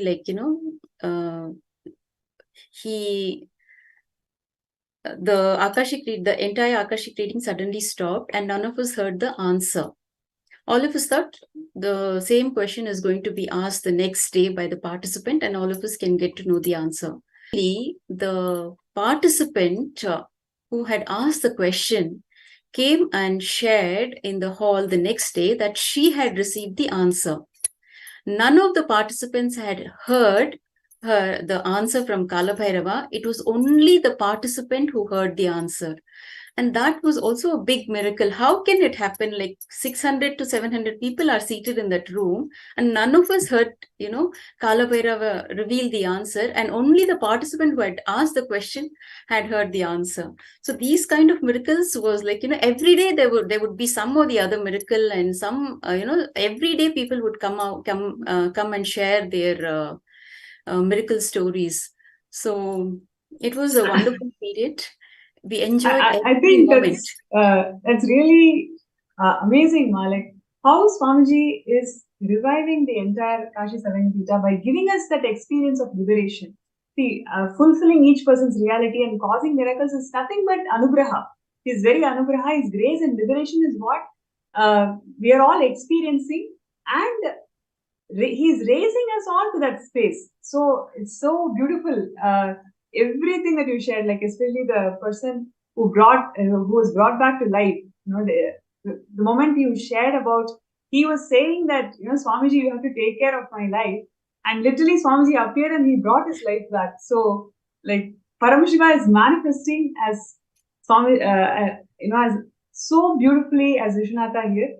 And today all of us are here to learn more and more about all the amazing revival of Kashi Savanapita, and everybody who wants to support this mission of reviving ancient enlightened kingdoms. Swamiji is the successor of 21 ancient Hindu kingdoms, and Kashi Savanapita is one. So you want to support this mission of reviving all the ancient Hindu kingdoms and bringing back the legitimacy of Sanatana Hindu Dharma. You can sign up as a Sarvangapita Yajaman through the link that is being projected, skshjp.org/contribute. So, Ma, I would like to ask you, this whole experience of death, being in Swamiji's, being with Swamiji in Ganga, what is that powerful cognition that was ingrained in you after that experience? Because that is what all of us are looking for, right? Right now, in today's world, we are facing so many issues. We don't know what is the solution for all the problems that we face in our lives. When we get these powerful spiritual experiences, especially in the presence of incarnation, what was that powerful shift that happened within you? Swamiji actually shared in one of the satsangs there in Varanasi that Kala Bhairava is a precise father and a compassionate mother. So I have experienced both the dimensions of that whatever he shared, even to this day. So for me personally, when you have Swamiji in your life, you don't have to worry about anything. So even when I forget sometimes, and I get back into that, whatever the human dimension of me, myself, worrying and, getting deluded, he brings me back again. Every moment he takes care of me. I've been taken care of by Swamiji every moment. The food that I eat, the places I need to go to, the people whom I have to meet, or, whatever, each and every activity of mine is pre-planned and scheduled by Swamiji. And every moment he is there for me. I just have to remember Swamiji, and that's it. And it is taken care of. And I was also talking to another devotee today who was sharing her experience about losing her father and, still going through the grief that of losing a loved one. So all I told her was, you still have the cosmic father. Okay, and the cosmic father can do much more for you than your biological father. So trust him, just surrender to him, trust him, complete with him, and come back, get back, and see how he aligns you and what all he can do for you. So this is what is my experience with Swamiji. He's there for me wherever he is, though he's not physically available. He is very much there. I can feel his presence all the time. And the strong cognition that I hold on to is, I have Swamiji in my life and I don't have to worry about anything. He's taking care of everything. He is my mother. He is my father. He is my friend. He is everything for me. Wow. It just reminds me of what Swamiji shared in one of the satsangs, that the aim of Hinduism is not Videha Mukti, it is Jivan Mukti, every moment living enlightenment. And when we remember him, when he is in our thoughts, deeds, actions, when he fills our inner space, it is nothing but living enlightenment. And like you, I'm sure, Uma, you'll also agree with me, like there are thousands and thousands of devotees who have experienced Swamiji as Paramashiva and living these truths, how Swamiji has inspired and made sure that all of us are living these truths and reviving Hinduism to its original glory. So thank you so much for joining this segment today, and we will definitely have the concluding remarks from you, so stay tuned. And before we go to the next speaker, I'd like to share with all the viewers what Uma Balaji had shared today is the experience of thousands of more devotees and disciples who have experienced Swamiji, and especially the revival of ancient Hindu kingdoms that Swamiji is doing in Kashi Sarangapita, giving that experience of liberation to one and all, something so truly profound, and that is what Swamiji is doing. And if you feel that, yes, this is something which you want to be part of it, you can sign up. We welcome all your intentions to sign up in sksjp.org/contribute. And if you're somebody who wants to support this mission of reviving all the ancient Hindu kingdoms, please understand the impact that it can have on the humanity. Just what you heard from Uma, I'm sure all of you are feeling so liberated, so comforting. You feel that yes, there is something more than what you think as problems in life. This is a beautiful gift that no human being can miss. Really, no human being can miss. And that is what Swamiji is doing through Kailasa and revival of all these ancient Hindu sciences and ancient Hindu kingdoms.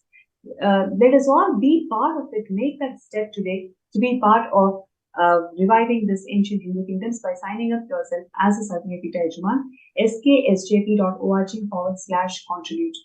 And now, we can, before we move to the next speaker, let's take more glimpses of Swamiji in Varanasi and how does it feel of taking his darshan in Varanasi.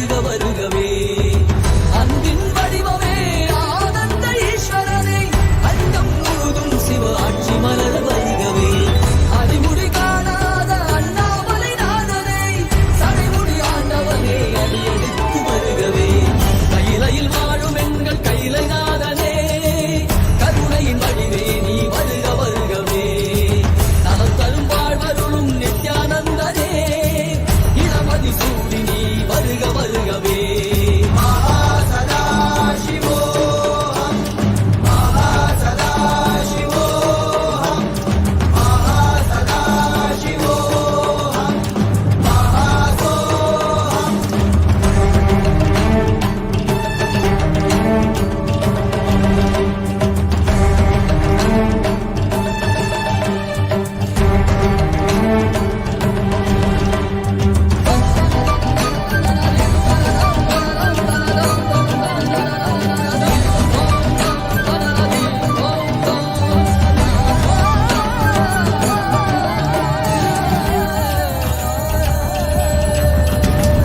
உனது பார்வையால் மாயைகள் விலக விலக பூமி எங்குமே ஞானம் மலர மலர தேகம் எங்குமே சுடலை சாம்பல் பூசி ஆடும் மன்னரே பாதம் பதிய வருக விரிசடையோனே விரிவுறம் எரித்த அந்த தடல் விழியோடு தீமைகள் ஒழிக்க வருக அம்பலத்திலே நித்தம் வாழுகின்ற தாண்டவத்தையே அகிலம் உணரவே பொங்கிடும் மங்களம் பூலோகம் எங்கிலும் கங்கையும் வெள்ளமாய் பாய்ந்தோடி வந்திடும் கால காலனாக நீ நின்றிடும் அற்புதம் கண்டவர் யாவரும் திருவடியது சரணடைந்திட கையிலையில் வாழும் எங்கள் கையிலை நாதனே கருணையின் வடிவே நீ வருக வருகவே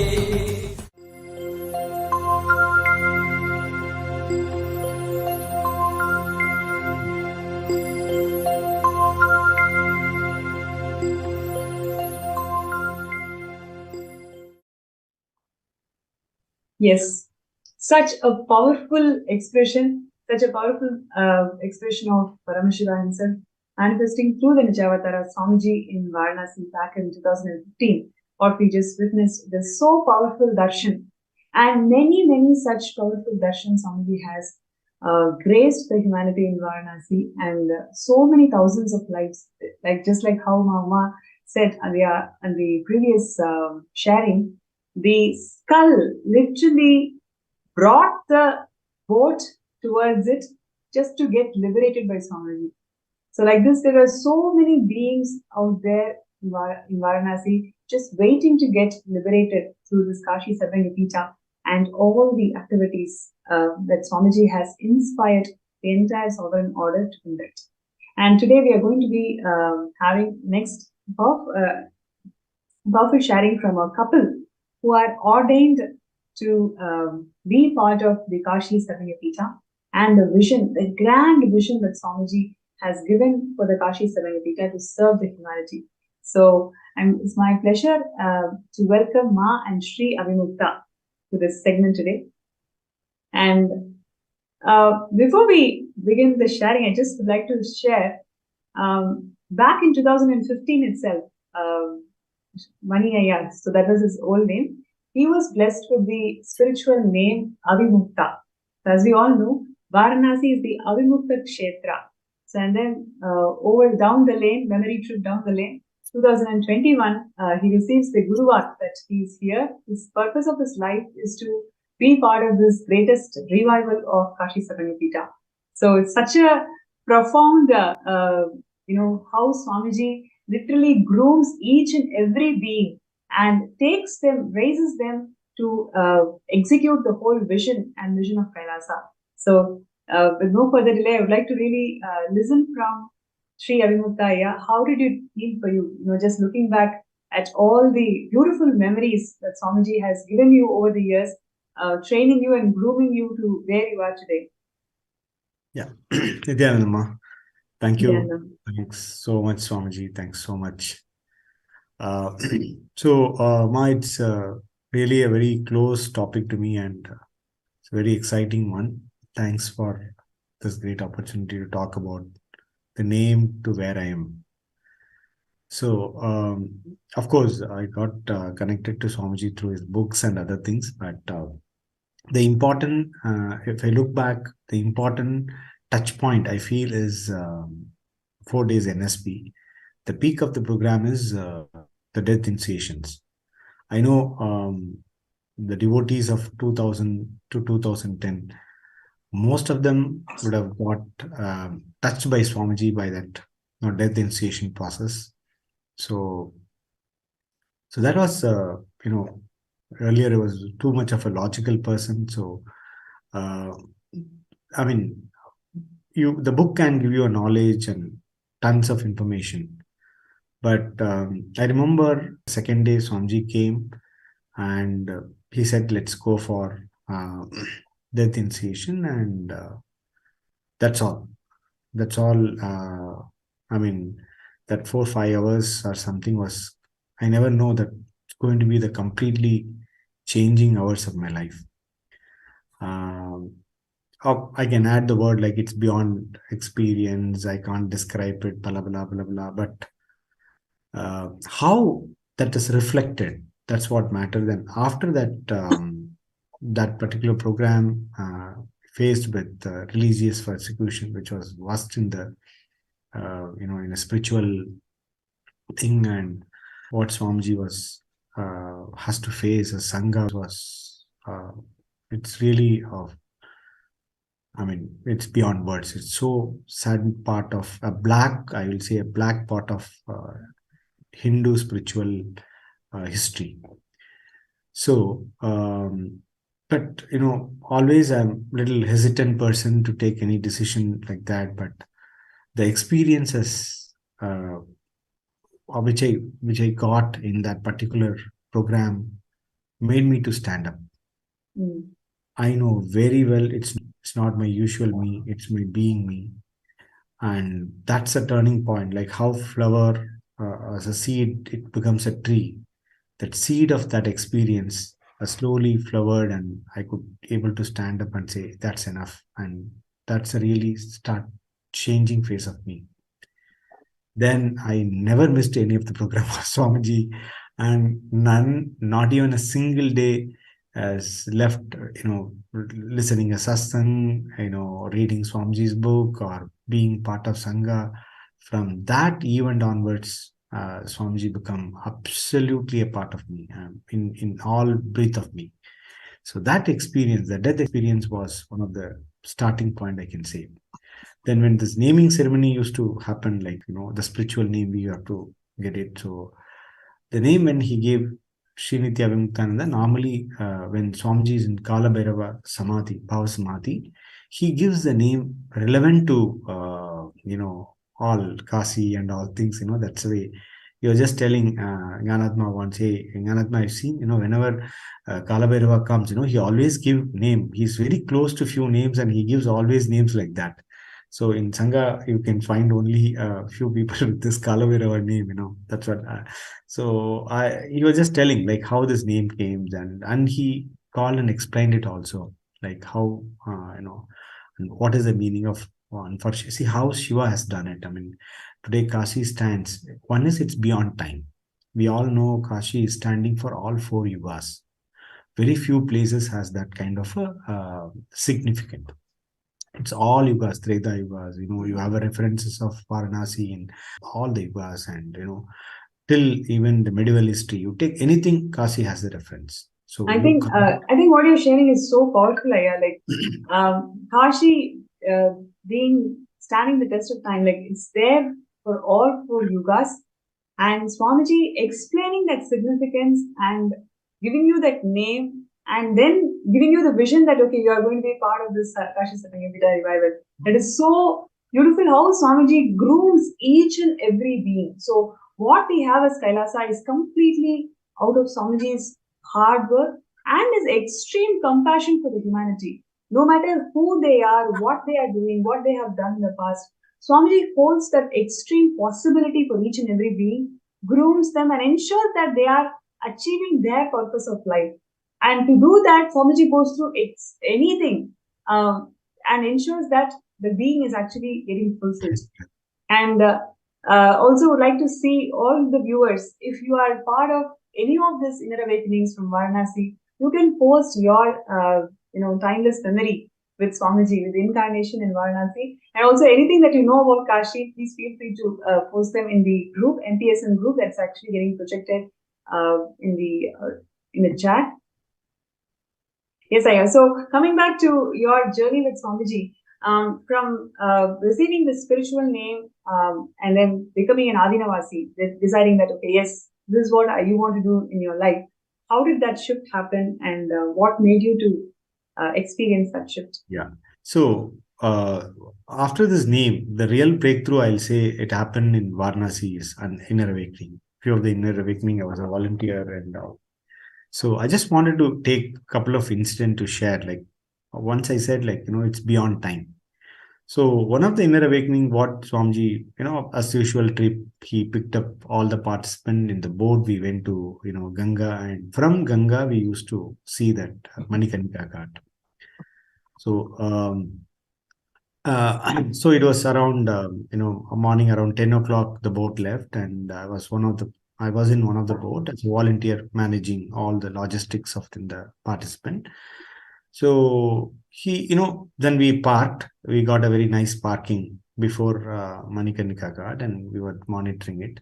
So as usually, Swamiji started with light command that you see, this is the way you all decked up well, and you think life is great. Just see how this is where your life is going to end, and in a very, very fun way.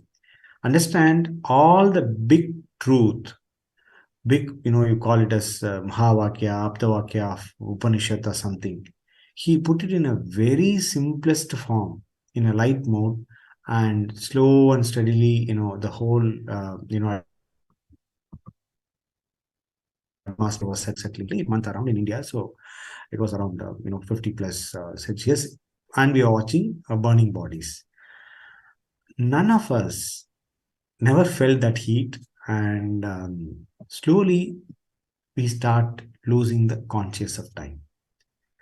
And it's a beautiful silence is getting, first he talks something to make our mind rest down, and once the silence crept in, slowly whatever he seeded, and it becomes an experience for us. And after 11, 12, we don't know what time, maybe around 5 o'clock, somebody came and say, just you all vacate the place, something like that. That's the time we understood that it's around 6 hours. 6 hours in a hot sun, watching the burning bodies. I mean, this is an experience, you can literally say it added so much in you. And I'm sure each and every, as you nicely say, Swamiji picks up each individual, even though it is a program for 500, 600 people. Each and every person is separately handled. Every soul, every being there is separately handled. What that being needed is exactly executed in the program. That's a greatness of Swamiji's any program. That too, when it's happening in Varanasi, in each and every city, Swamiji shows a different dimension. Tiruvannamalai is a dimension, and Himalaya is a dimension. In Varanasi, it is Kalabhairava dimension. As Ma nicely put it, it's a very compassionate mother and precious father. So he really cuts off what has to be cut off. So in that, Manikarnika Ghat Darshan, it was typically, for me individually, I can call it as we are beyond time. And when you are beyond time, this death and other things are completely doesn't matter. I can now verbally, coin this word and say, but experientially it got seated there. Then when I came, before when I entered into that program as a volunteer, he called and he said, he preciously gave me the instruction that what temple, what is the meaning of Avimukta Kshetra, and how Adi Shankara's guru has installed that yantra. See, Kasi is not, it's a city, it's an yantra. If you know, around 108 important Shakti Pitas are there, and 54 Pingala, 54 Itakala, and all our temples as an yantra. So his city itself is an yantra. So Swamiji followed beautifully that, which temple to go, how to start with, how there are some circulation you have to do before doing the program. So he does all, and he explained very scientifically. So for me, it's really a food for my thought, food for my brain, that how this Kashi as a city, we look as a city, but it's a body, it's an Indra, and how as an energy things it works. So, and he said how Avimukta Kshetra, I mean, today, who can be, after all this meta stuff, all this attack, he is only person we could be able to see in the earth. He is unfortunately standing for Hinduism. He, in each and every inner awakening happening at Varanasi, you can easily find out how he talks about the revival of Hinduism. I got touched. See, logically or mentally, I got touched by the way in which he explained it. Like, let it be the university. In Varanasi, when he was there, entire city used to come and see. Entire Mandaleshwars and all people come and just see the kind of a respect they hold for Swamiji. The kind of a respect the whole city, the whole Hinduism hold for it.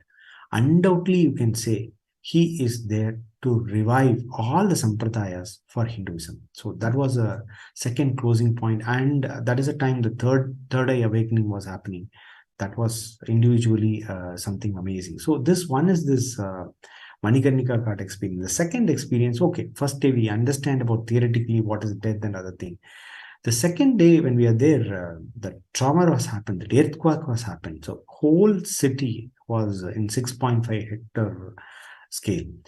So in second day program, when we found that whole hall and everything was shaking, we all went out, right? As a precautionary measures, we were supposed to run out and be in the open space and all. I could able to see how Swamiji just walk very compassionately and very composedly and just take us, all of us through, and just say, listen, I'm there for even in this kind of tough time. So the takeaway for me in that event is, of course, I learned theoretically, second day, little trauma has happened inside me also. But when I look back, I can see even in that moment, any part of trauma or earthquake in your life, he is there to hold you. He's there. Actually, there's no earthquake, there's a delusion, but still he is there. When you find him, he is there to take care of every earthquake of your life, inside and outside. The third incident is when I was volunteering, there was one devotee from Bombay. She brought her father, and he was in the wheel. So I was servicing him, I was taking care of him and all.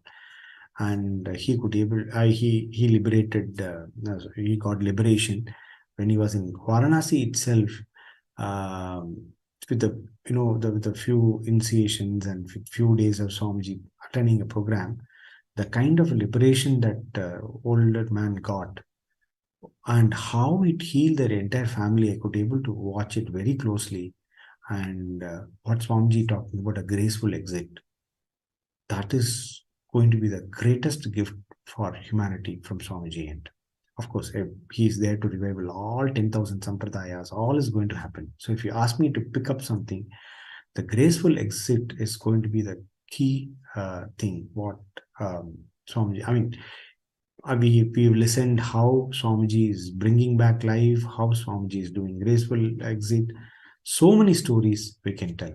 So I saw that case very closely. And after that liberation, what all happened to that family? If one person is getting graceful exit with right, cognition, or without any packages, karmic packages, when one soul leaves the family, like we say, Pitamaha, Pidamaha, all these 3 generations get liberated. All the karmic cycles get cut, so that the living, the below generations will get all blessings of wealth, health, and everything. I could able to see that practically in their family. So, and she was so much got attached and very much part of our Sangha now. So, like, imagine, like all our parents, our relatives, even in our, older days, if the signs of this Vanaprastha, graceful exit, has been given to us, it's something, this is what humanity is today missing. Okay. And old age homes are growing, but the death become a pain. It is no more auspiciousness in the world. For the Western world, it's an industry. They try to milk and make money out of us, and even this getting creeping in India also. So the old age become a weightage, and it is a painful, which Swamiji is talking about, a graceful exit can be a really a wonderful solution for it. So the Actually, final, as you were sharing, right, I'd like to share with all the viewers, graceful exit. I mean, we have heard so many stories that people, especially the living and practicing Hindus, people who are close to their old age, they start settling to near Kashi with the hope that one or the other day I should die in Kashi so I can get liberated. But Paramashiva doesn't give liberation because you move places, right? So exactly on the day, so something will happen, the person will be moved out of Kashi. So only the graced beings, really graced beings can leave the body in Kashi. And Swamiji is offering this service of graceful exit to one and all through Kashi Sarvanyapita, where literally you can spend your old age in Kashi Sarvanyapita, and you can actually give a linga, donate a Shivalinga, and this Shivalinga will be installed in Kashi Sarvanyapita in the Ghats of Ganga itself, and it will be named after you, so you are eternally at the feet of Vishwanatha in the laps of Ganga, oneness with Paramashiva and Swamiji forever. So this is a beautiful gift that Swamiji is giving to the whole of the humanity for us to experience what it means by graceful exit. And you feel that, wow, this is something so beautiful, because once you give somebody this gift of graceful exit, you are actually liberating that person from this thousands and thousands of janmas of karma, right? This whole birth and death cycle, if somebody gets liberation out of it, and you are instrumental in doing that, that is the best thing that you can ever do to anybody. Right? If you feel this relationship is too close to me, you have to, contribute to make it up to everything that they have gone through for me. If you consider somebody too close to you, then this is the best way how you can enrich the person and feel contributed to that relationship. Because once you liberate or a cycle of life and death and give them this beautiful space of always residing at the feet of Vishwanatha, manifesting through the Nijavatara Swamiji, in the laps of Ganga. Wow, what a beautiful gift that you can give. So if you feel that, yes, you want to be part of it, you can sign up in sksjp.org/contribute. All the participants and viewers, if you feel so connected to this cause of graceful exit and you want to support this cause, you can sign up in the link that we are showing here. And if you've already signed up also, you can sign up once again to show your intention where you are at. And yes, I'm just checking the YouTube chats.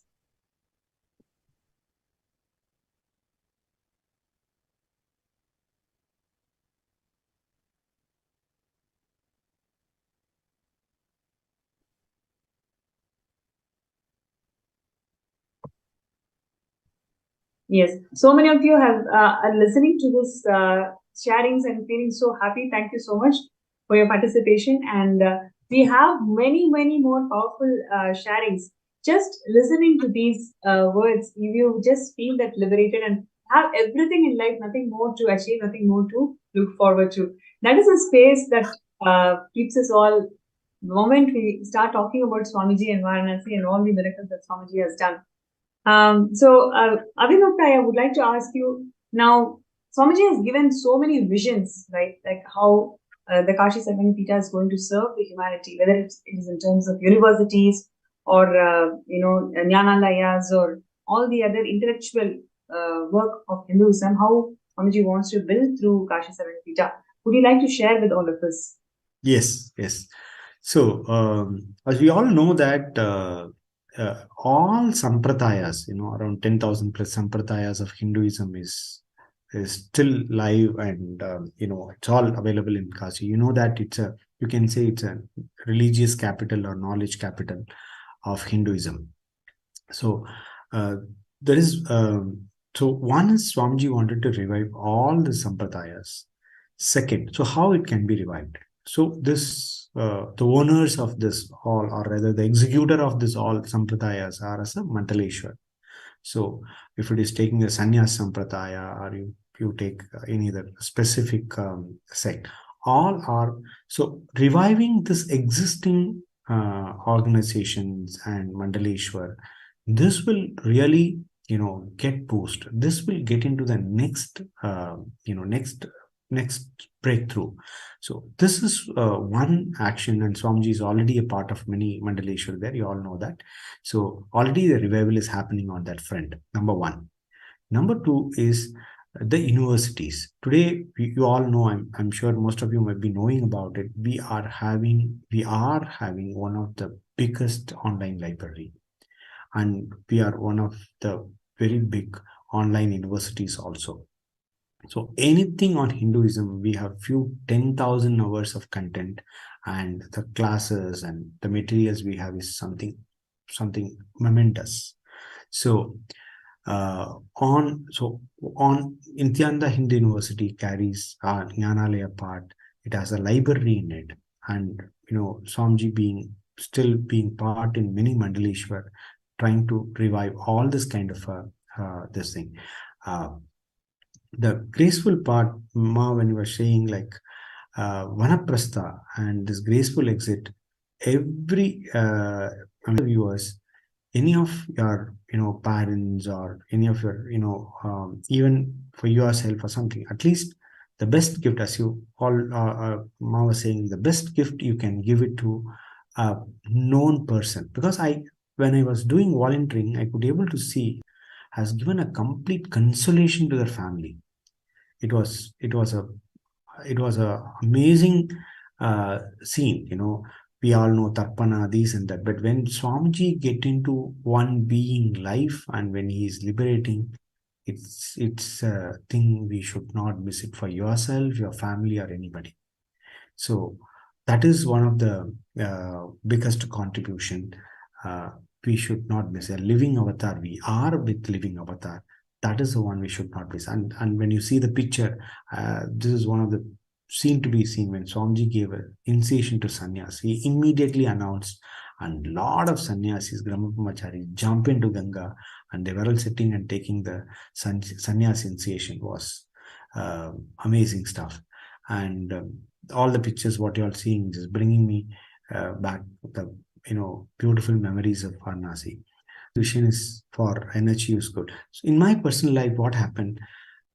Okay, first I got a name. First I got an experience of death, and I got a name. Then Varanasi IAs have given me a lot of that seeds have started growing in. And when Swamiji personally blessed me, like I have to be, my purpose of my life is taking up Kashi, Kailasa, and run that, and that too as a family. I have to be there, and he always, I bow down to him, and a lot of gratitude to him, how he hold us this as a family. Even any spiritual practices he give, he just tell me as a family, go there and see. Even Manikarnika Gadi, go there and watch it. All these things he does it to me, and so that the beautiful relationship completion happens. And that when you start doing it, what kind of a Jivan Mukti, Viveka Mukti, all things will happen, and you will be serving at my feet. That word from him has increased my spiritual frequency, and I thought this is a time I should jump in.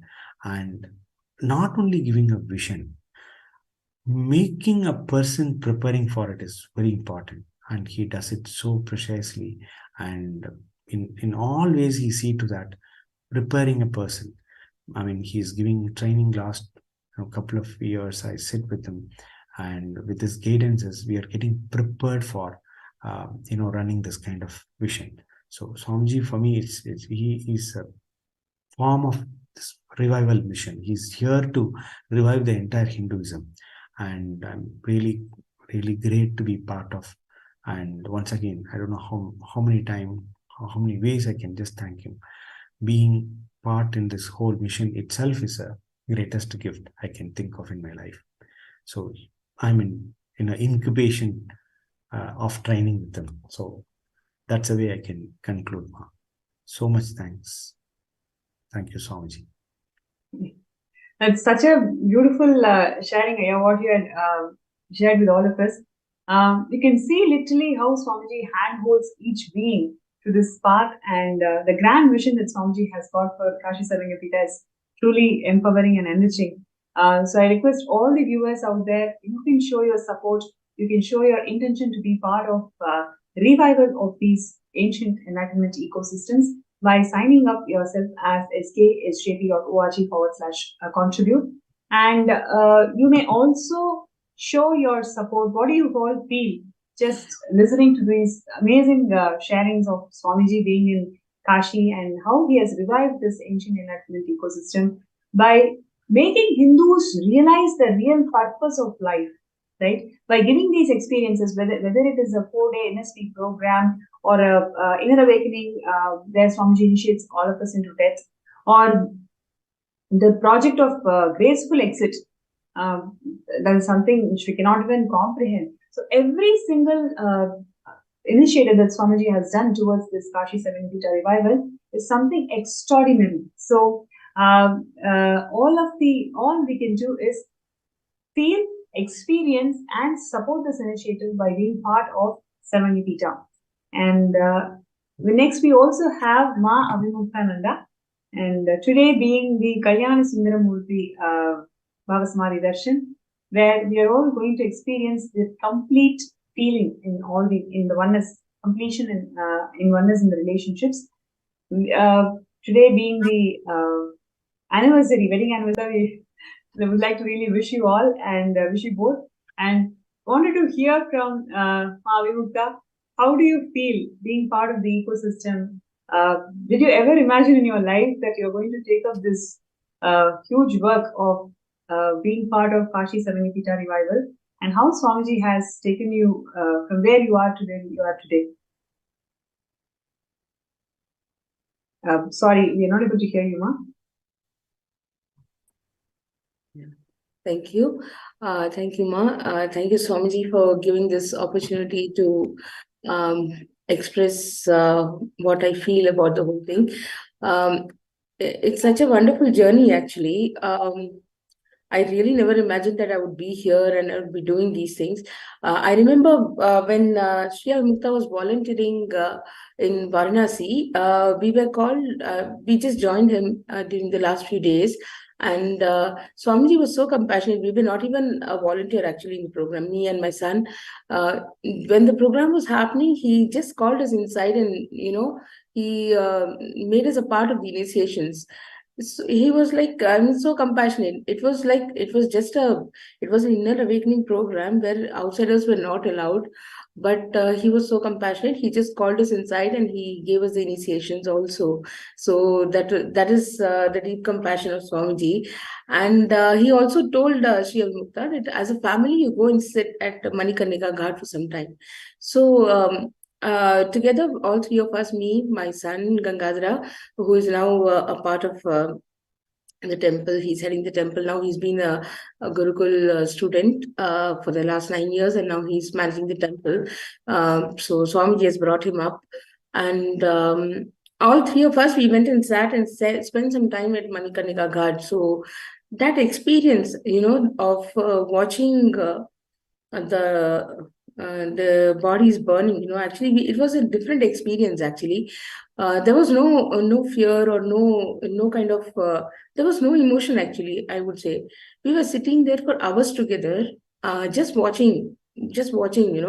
Nothing, no expression. We were not even talking to each other. Actually, I could see that even my son got so involved into it, and he was also going through his own experiences. He was just a young boy of 11 years old, but so much of maturity it brought into all of us. with respect to relationships, so much of completion happened. We keep fighting for small things, or having arguments. As a couple, I'm saying many people would be facing this. We have so many reasons to fight and argue, but finally, when we see this whole thing, the whole scene of Manikarnika Ghat, where we see that yes, this is the truth of life. What happens. See here, what do we take? What do we take and go? We don't take anything, right? We just go away that way. So these things brought in so much of maturity, and I would say it is more of uh, a kind of restfulness, what it brought inside us, that a lot of completion happened with respect to relationships, between us as a couple, as well as between every other relationship that we have in our lives. So much of completion happened, and it really also helped me to hold myself in the right context when I lost my twin sister to cancer. And the whole, I'm sure I would not have, taken it the way, like in a matured way, if it would not have been for Swamiji. I now realize that probably he would have given this experience for some reason as well. Because when she left the body, it was so sudden, and it was like she was just 37 years old at that time when she left the body, and she was my twin, so I could resonate with her so much. Like we both were mirror images of each other. So I would definitely not have gotten through that loss of my sibling if I didn't have the right cognition. With Swamiji really instilled into me, it could be because of that incident of watching the dead bodies at Manikarnika Ghat, sitting there and just watching, and that really brought that stillness in me, that I could take each and every when my sister's body was brought in for the last rites and other things, every incident, I was seeing my parents, they were kind of really collapsing, and I was I could hold all of them in a properly, without getting emotional, and giving them the right support.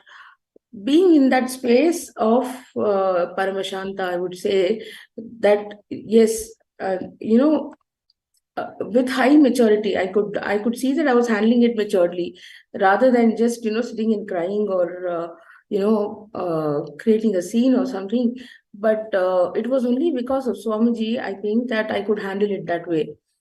So this really helped me to understand this death experience in a more deeper way, and not feeling that fear of death as such, that I'm losing my loved one. That when we lose our loved one, we get so much into depression. I've seen so many people, they never come out of it.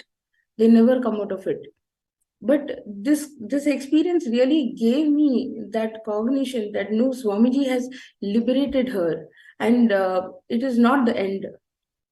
Like, thou shall not die. That's what Swamiji says. So it was beautifully, I could experience it actually, and it helped me sail through the whole incident in a very matured manner. And this gave a lot of strength to me to handle my relationships in a different and matured way, so that I don't keep on throwing tantrums on things, and on the way people react, and whatever. So many people face so many relationship issues generally. So I'm in a position to look through and take matured decisions and have matured conversations. Swamiji really helped me in understanding these things. And also, regarding the spiritual name, actually, one thing what happened was, when I had asked for a spiritual name officially during the inner awakening that I attended, Swamiji gave me the name Nirakula. I could not relate with it. I was like, okay, he is Avimukta, how can I be Nirakula? I was not able to relate. So I just kept quiet. I didn't say anything. Okay, Swamiji has given the name, so I can't do anything. So I just kept I just kept quiet. I didn't say anything. And after after 1 or 2 years, when we were actually organizing a third eye initiation program for school children in Bombay, that time Swamiji online, when he saw me, he just called me by my legal name, and he said, "Okay, I'm not giving a proper spiritual name. From today, you are Mahavimukta." That is a moment I really felt aligned to what. Sri Avimukta wanted, he wanted to be a part of the mission. I wanted to be with him as a part, as a family, like in the mission. So that is when I could realize that yes, I am also aligning to that purpose.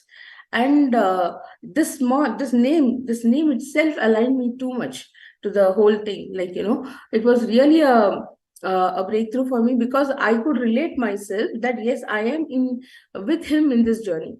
So it aligned me beautifully, and I could also support him in the decision of becoming an Adi Nivasi and be here as a family, and be a part of the Kashi Sarvadyapita. And it's been a beautiful journey.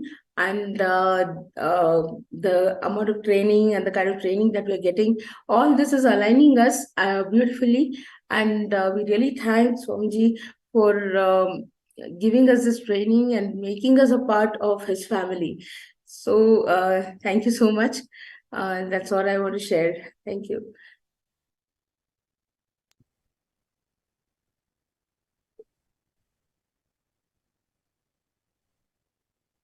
Yes, these beautiful conventions, programs that Swamiji conducted in Varanasi to revive the Kashi Sarvadyapita is something so phenomenal.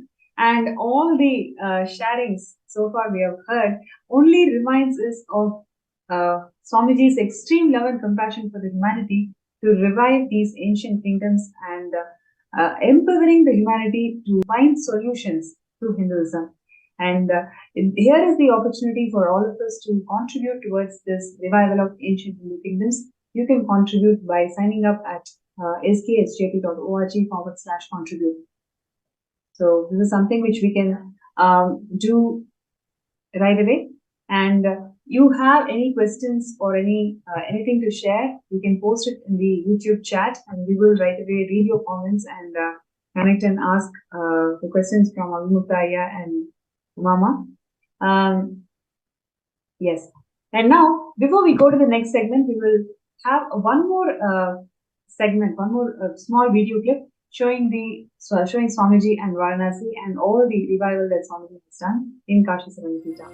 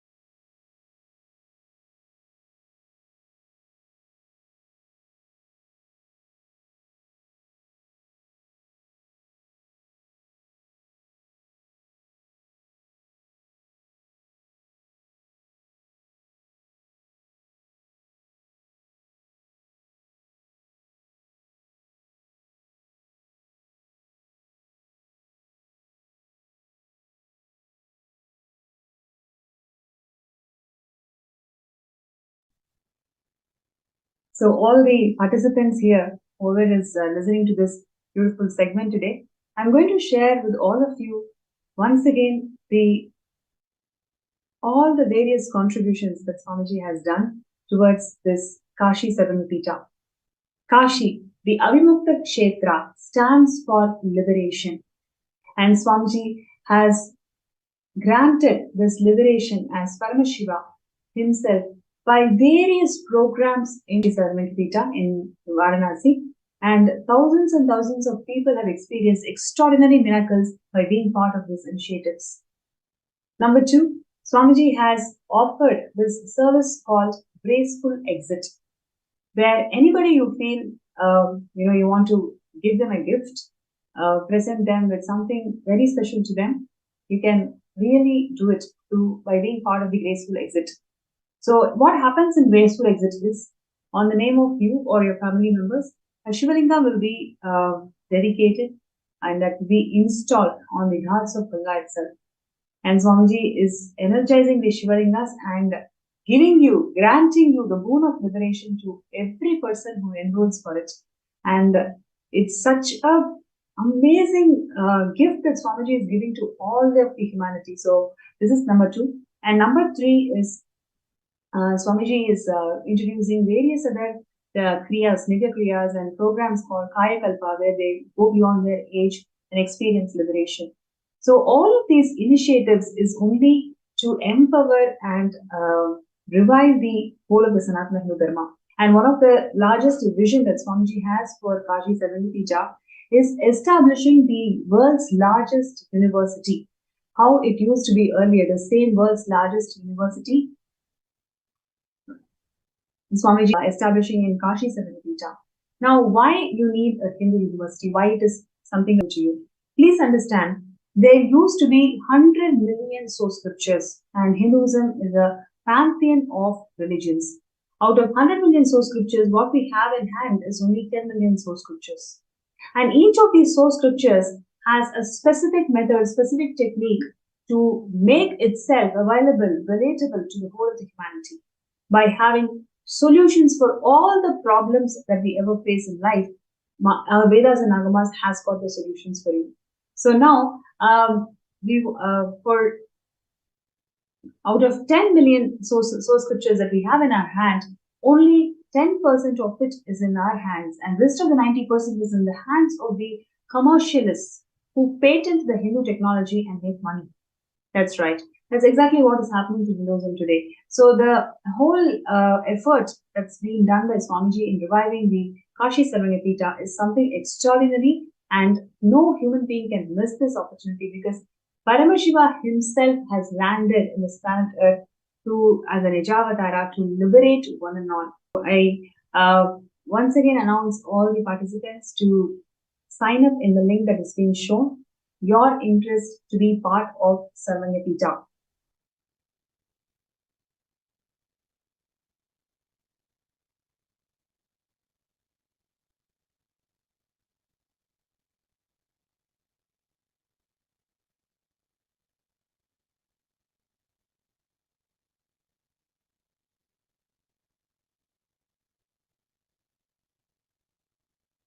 Yes, you can see all those beautiful memories of Swamiji sharing the signs of liberation to one and all in Varanasi.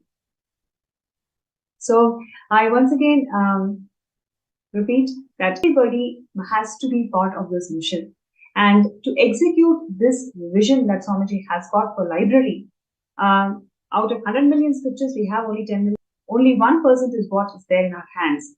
Whatever is remaining in our hands, Swamiji wants to revive all of them back by enhanced library services, including scanning of all these ancient scriptures, making it available and making it user-friendly by employing a huge team of Shivacharyas who is going to translate all these verses and make it completely user-friendly. So these are the upcoming updates about the Kashi Sagamapita that we intend to do.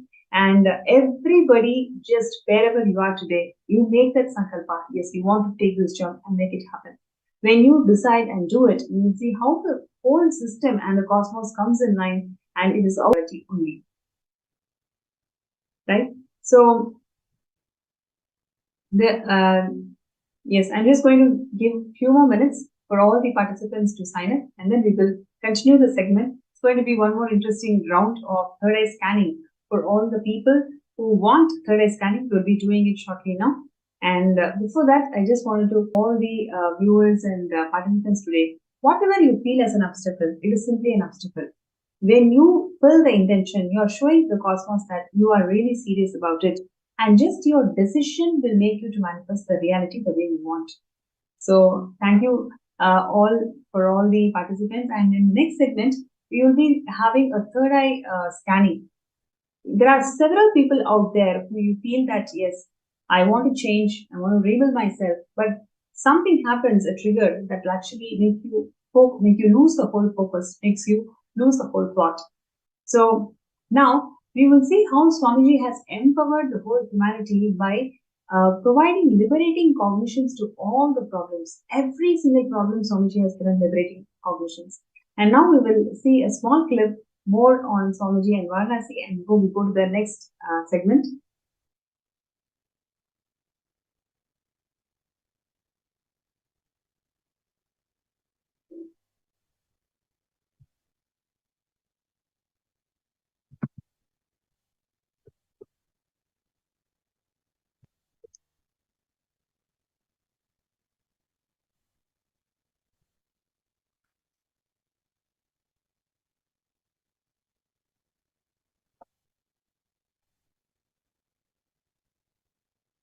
Yes, I request all the participants to post your interest.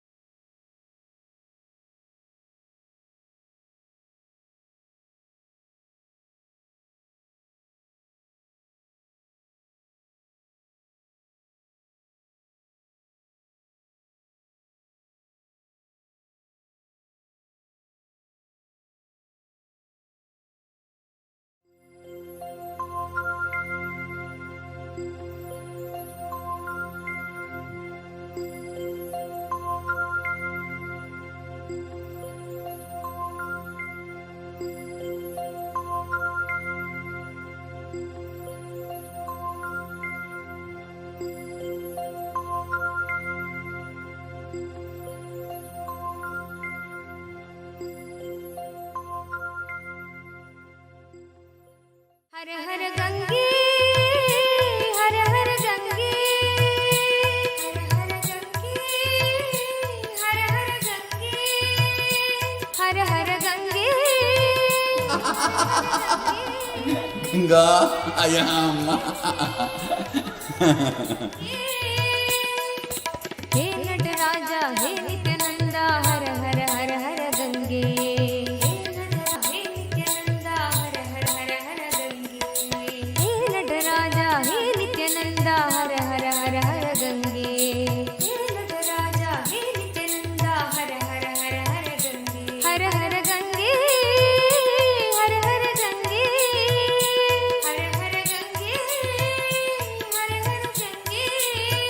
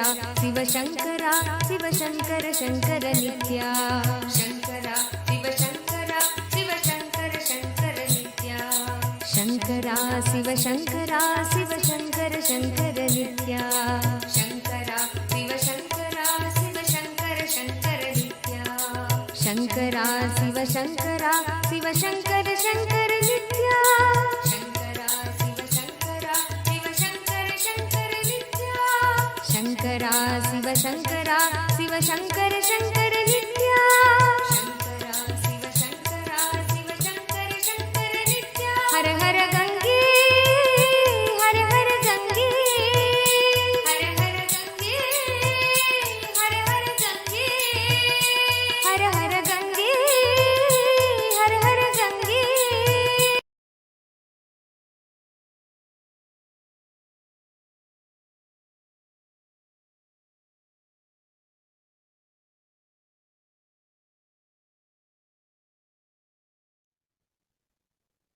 Yes, the most beautiful Ganga and Swamiji's speech. What a scene to be seen. How many of you are really enjoying this whole episode of Swamiji and Varanasi? You can all post that in the Facebook group. Oh wow, so many of you are raising your hands. It's Ma Brahmagyana, Ma Durjati. Yes.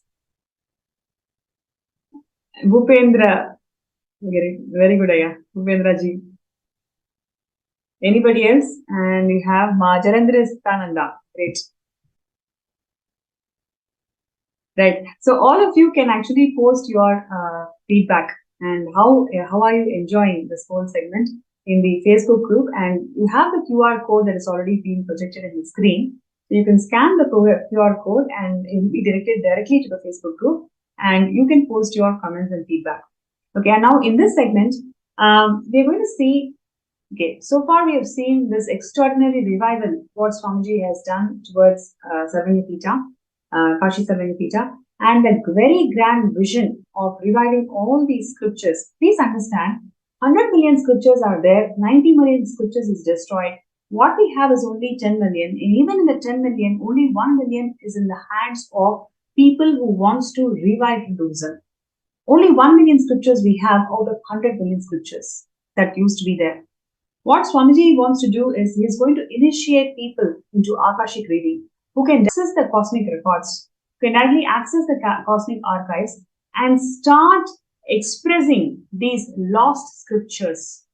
That is how Swamiji wants to revive this entire Kashi Sarvanyapita. By producing super conscious mutants, you and me, Swamiji is going to initiate and make us all super conscious mutants in such a way that we can simply access the cosmic archives and revive and get these scriptures out. Right? So this is the extraordinary vision that Swamiji has for Kashi Sarvanyapita.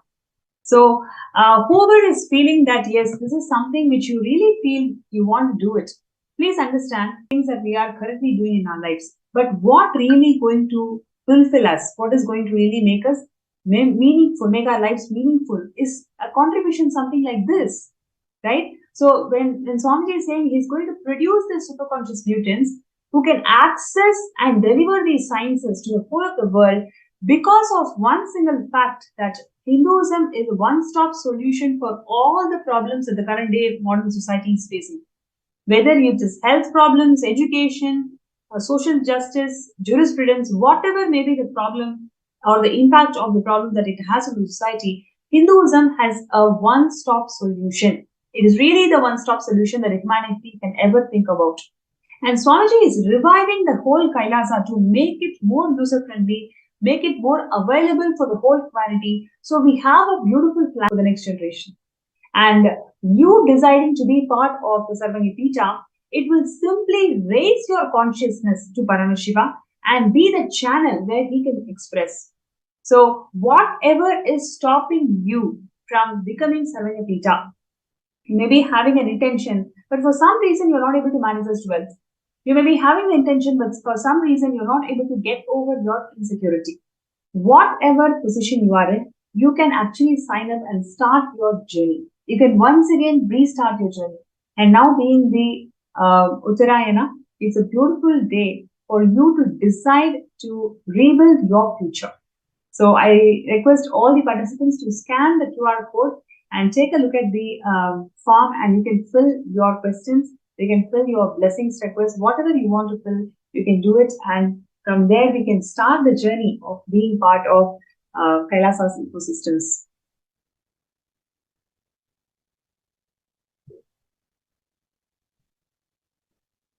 So, yes.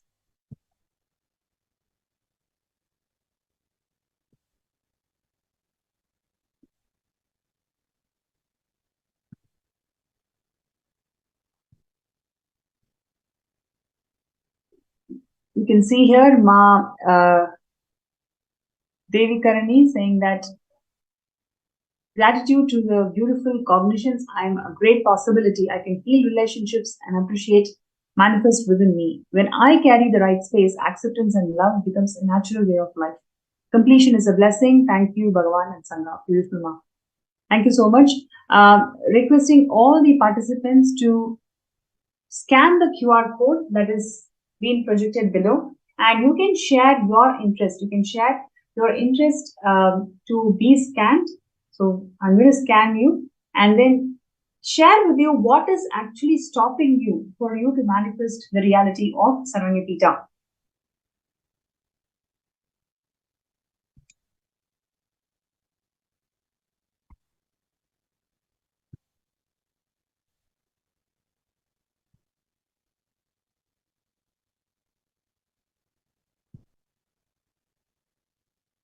Requesting all the participants to scan the QR code, and you will be directed to the Facebook group automatically.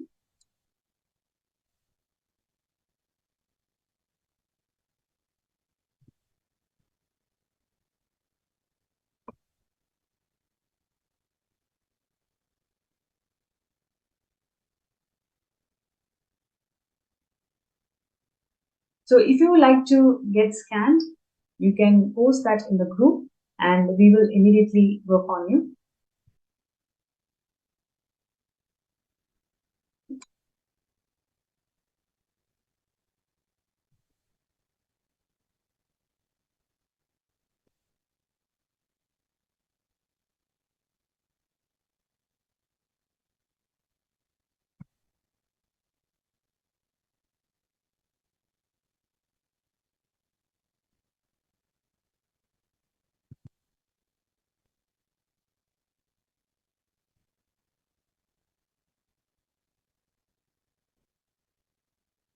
So many of you are joining today's session and getting ready for the most rated Darshan.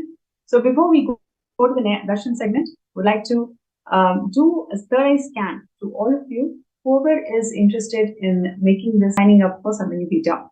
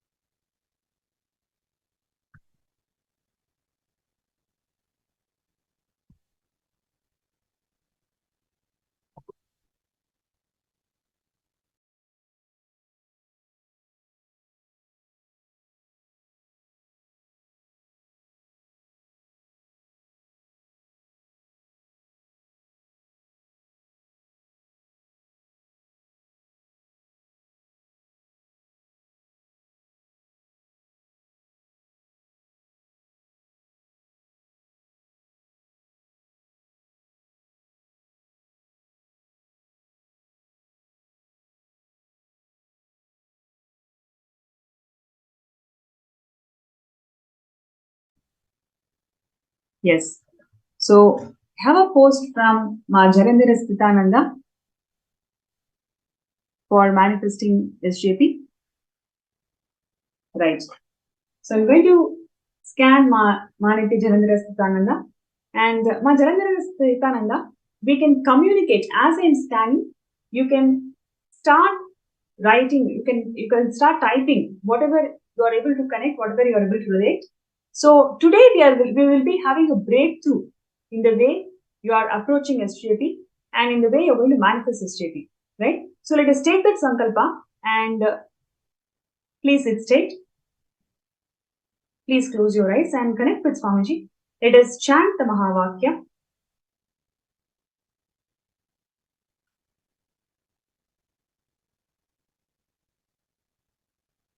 Om Nithyananda Paramashivam. Om Nithyananda Paramashivam. Om Nithyananda Paramashivam.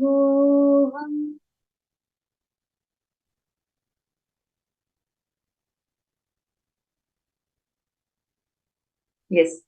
Ma Jarandhara Sthitananda, first thing that Swamiji is showing is your existence in parallel universes. Right? Moment you realize the very purpose of your life, how you exist in your parallel universe, you will start experiencing a shift, a natural shift in the way you are approaching the problem today. The way you are approaching the problem today in terms of manifesting SJP is, I am trying every single avenue, but it is not manifesting. And I don't know what to do. And whatever you are trying only from the logic of being caught or being caged. And this logic is already confined that you carry about yourself. Swamiji is sharing, just by you deciding to have that knowledge about your parallel existence, where are you? Which loka are you? And how are you positioned in that loka? Just having this glimpse and having this understanding is simply going to shift all the powerlessness that you carry about not being able to manifest the SJP. Is this making sense, Ma? I request the tech team to project the FB.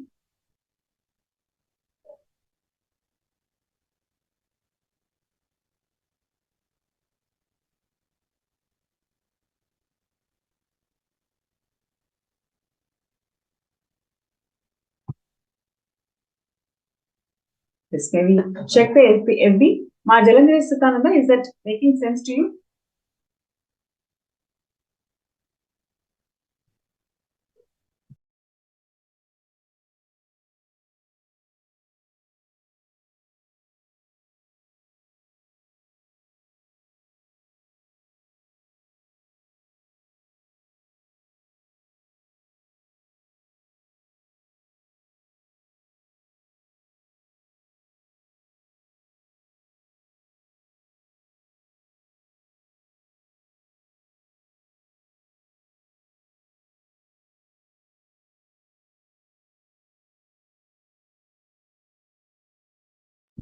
Ma Jarandhara Sthitananda, are you able to connect to this and post it in the chat? And now we will actually go through the space of you experiencing a parallel universe existence, right? So I request you to please sit straight and chant Mahavakya loudly 11 times, right? And in the 11th time, you connect to Swamiji, right? You are already initiated into this power of Yogini Siddhanam. So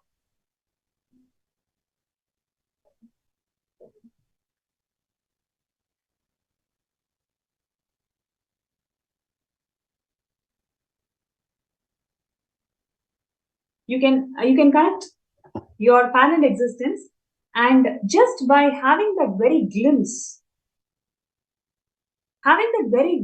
that you are a yogini and you don't have any limitations in life, that very glimpse will make you to drop all the powerlessness that you're having towards manifestation. You will see Simply the efforts, it's very, very small efforts that you make will yield you results because there is no print of SDHT inside you. So I request you to please be there and chant the Mahavakya 11 times and experiencing you as who you are in the parallel existence.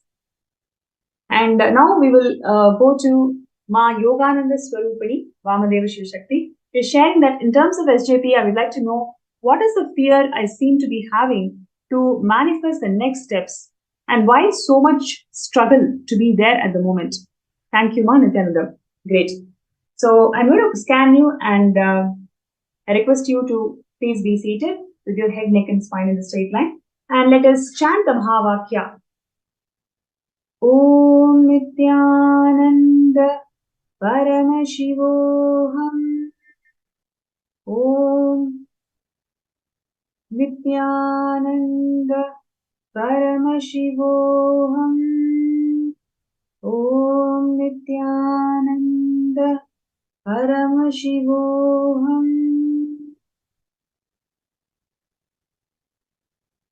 Yes.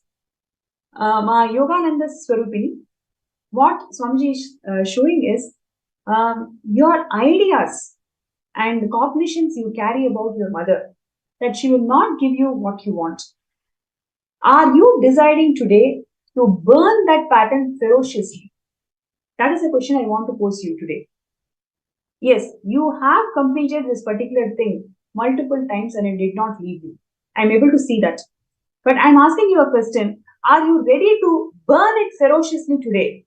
Just by your cognition, life will give you what I want. I am going to manifest what I want in life and take a decision today. The whole SJP is already there with you. Right? The whole of the SJP, whatever money you need to manifest, it's already there with you. But because you carry this idea that life will not give me what I want, so you are starting to strategize for life. Okay, I will show life that I'm doing this effort. I will start showing life that I'm doing this effort, so life will give me something. You are right now bargaining. You are actually bargaining with life right now. Just burn this idea, burn this incompletion with the mother and decide that you are going to contribute. No matter how others are empowering you or not, you are deciding to make this happen. Right? So, Ma Yogananda Swarupini, just your decision. Don't even casually entertain, oh, it is just, small few minutes. I was just lying here. No. Bring integrity in every single decision that you are making towards relationship and heal the whole relationships. Right? So, I request you to take few minutes and cognize, internalize, and you're going to drop all the powerlessness, anger that you carry with your mother, that she never gave you what you wanted in life.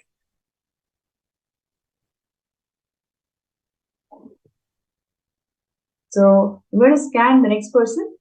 Please project in the screen.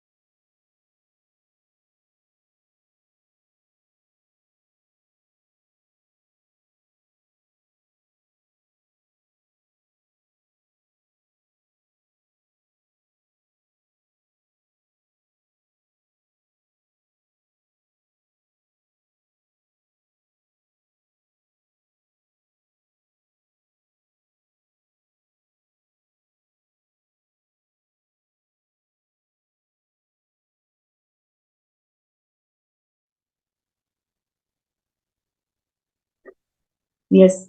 And now the next participant was asked is, scan me for manifesting SJPK, the next move breakthrough, and what powerful cognitions I need to receive to energies manifest. Thank you. Musuhi. Now, Musuhi, let us sit in the straight line with your head, neck, and spine in the straight line. And I'm going to chant the Mahavakya and entangle.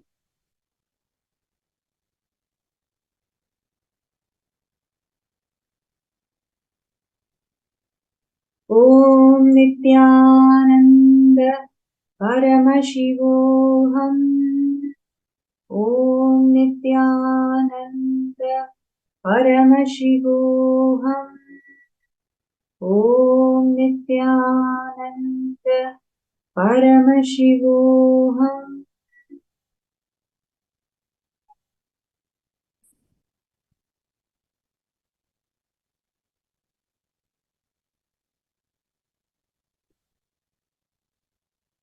Yes. Ma Musuhi, one thing that Swamiji showed very clearly is the next step that you need to take, right? So far you penned down everything that you have done.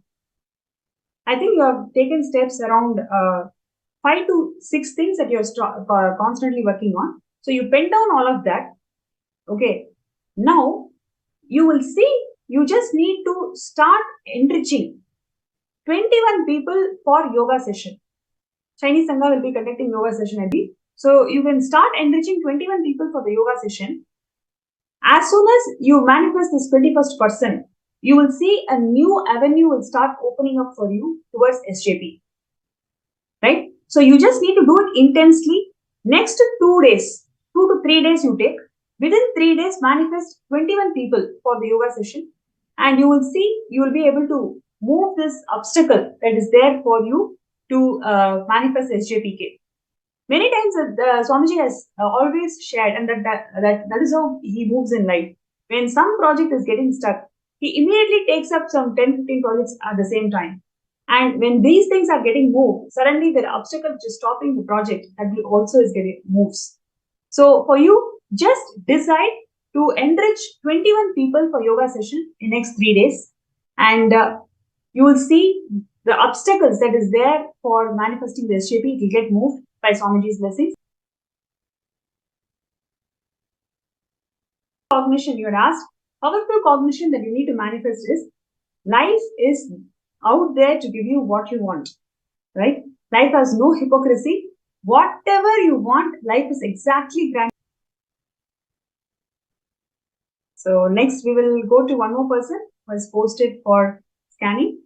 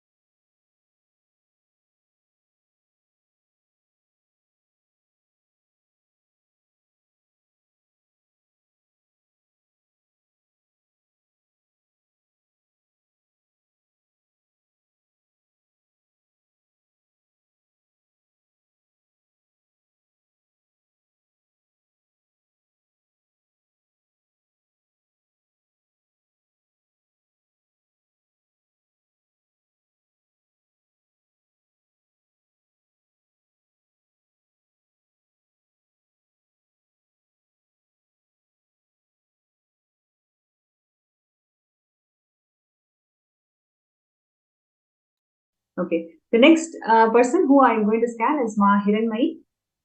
Yes.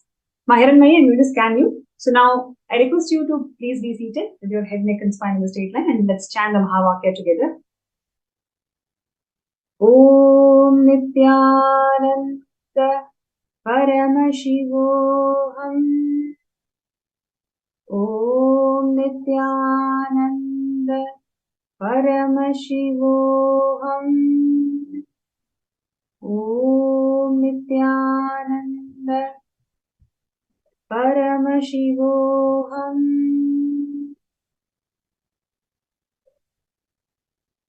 Yes. Ma Hiranmayi.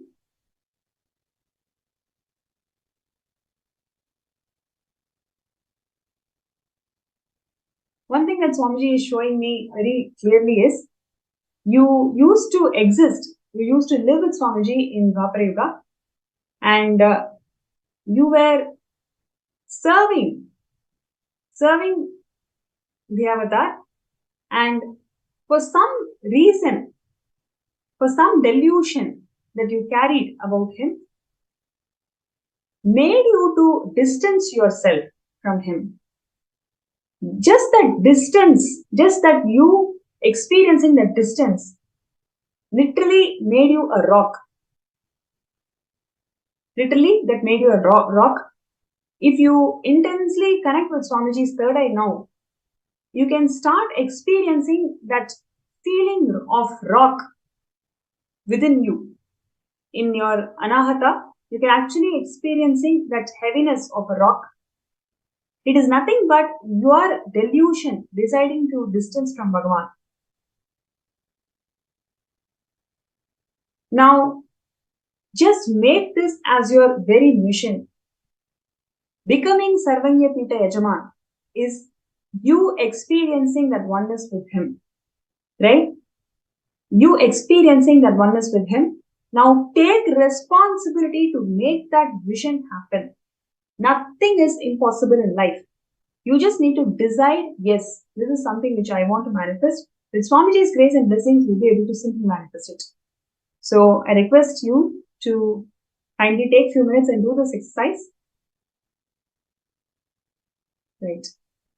So I request all the participants, whoever is out there, today decide, let me burn all my SDHT. Let me burn everything that is stopping me from manifesting the Sarvanya Pita. Decide to contribute. Whatever you have, first let us start the journey. Many times when we start the journey, you will see in few months or few weeks, huge breakthrough is just there, right there. So I request all the participants to sign up skshp.org/contribute.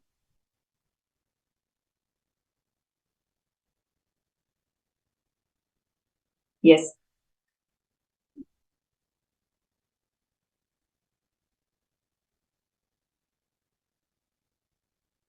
Requesting the tech team to kindly scroll down.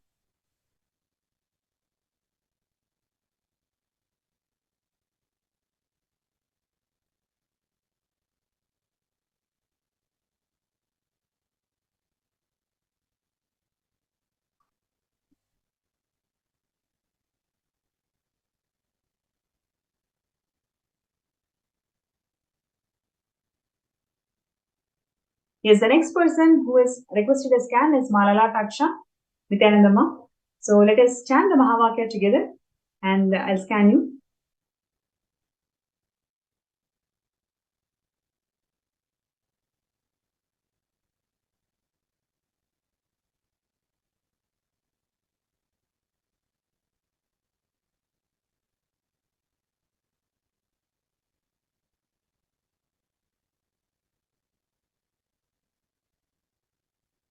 Om Nithyananda Paramashivam. Om Nithyananda Paramashivam. Om Nithyananda Paramashivam.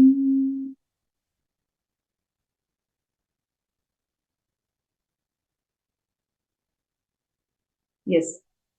Malala Taksha, one thing that Swamiji is clearly showing is you have everything that you need to become an SJP. Okay. Today, I'm going to share with you.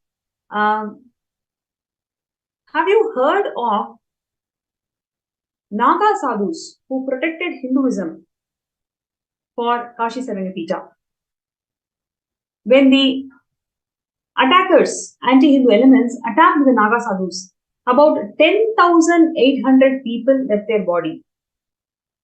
They were killed.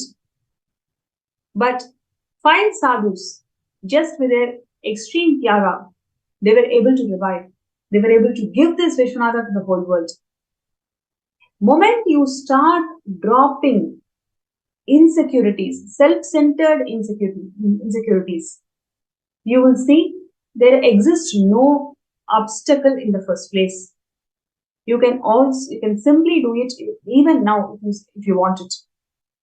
Swamiji has showered you with everything that you need, Yajman. You just need to decide when you want to do it. It's really the decision that is waiting from you to Paramashiva.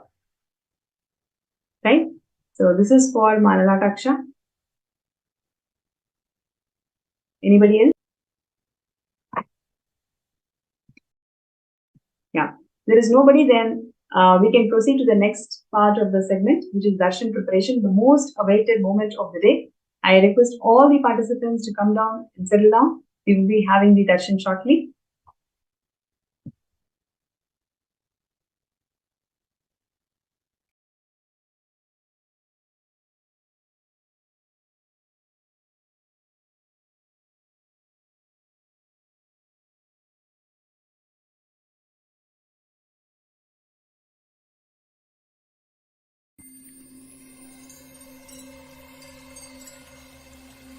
I welcome you all with my love and respect.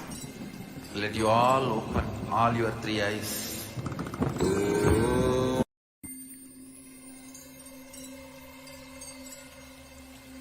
I welcome you all with my love and respect. Let you all open all your three eyes.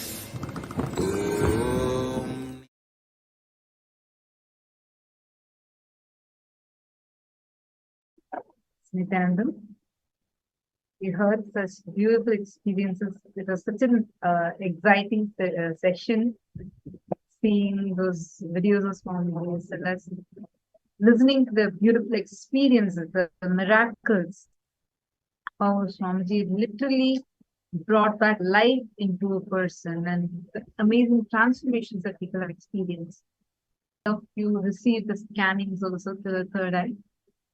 Now, with this, we are going to be moving to the next session. So the most awaited part of our day, which is experiencing the Bhava Samadhi Darshan. Today, we are going to be experiencing the Bhava Samadhi Darshan of Bhagavan Uma Maheshwara Murthi and Kalyana Murthi, all the forms of Paramashiva, which bestows us with auspicious relationships, and all the forms of Paramashiva which bestows us with experiencing oneness relationships. So let us all get ready to receive the Bhava Samadhi Darshan, and we will now be chanting the Dhyana Shloka of each of these deities, the forms of Paramashiva. Now we will be chanting the Dhyana Shloka of Uma Maheshwara Murthi. धवलाब्ज सुखासन सन्निहितं मृगं डिम्बकटङ्कवराभियनं सुमुखं परमुत्पलदूरकं वरया उमया सहितं हृदये तुं भजे.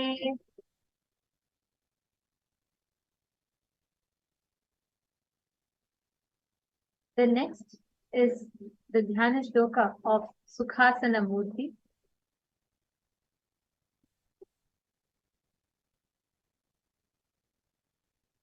Arunabhas subhasma vilepanadhram dharanichidaratangkavarabhayadam arunam chavarashobhilasachat buddhe gunatrena sukhasana rupanidam चतुर्भुजं त्रिनेत्रं च जटामकुटसंयुतं अभयं दक्षिणहस्ते च वरदं वामहस्तके कृष्णापरशु संयुक्तं वामदक्षिणं हस्तयोः शयानं दक्षिणं पादं दधं वामतु कुञ्चितम् उमासहित उत्पर्व स्कंद गौरी विवर्जितम सुखासनमिति प्रो. Now, in the same space, let us all get ready to receive the Bhava Samadhi Darshan of Uma Maheshwara Murti, Umesha Murti, Sukhasana Murti, the forms of Paramashiva, manifesting through the Nijavatara, the embodied form of Paramashiva. Now, please enter into a deep meditation space. and start chanting the Bhava. Om Nithyananda Paramashivam. Om Nithyananda Paramashivam. Om Nithyananda Paramashivam.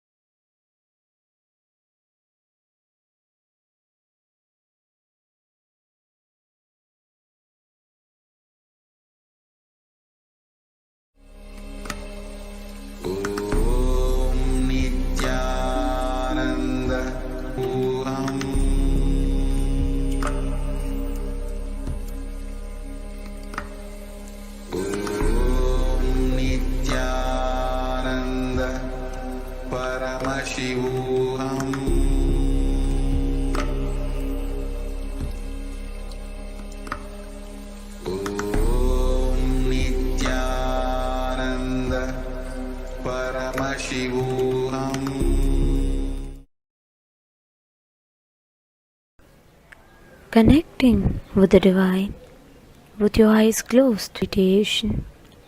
Connecting with the divine with your eyes open is Darshan. Come, let us all now move from meditation to Darshan. Slowly, very slowly, please open your eyes.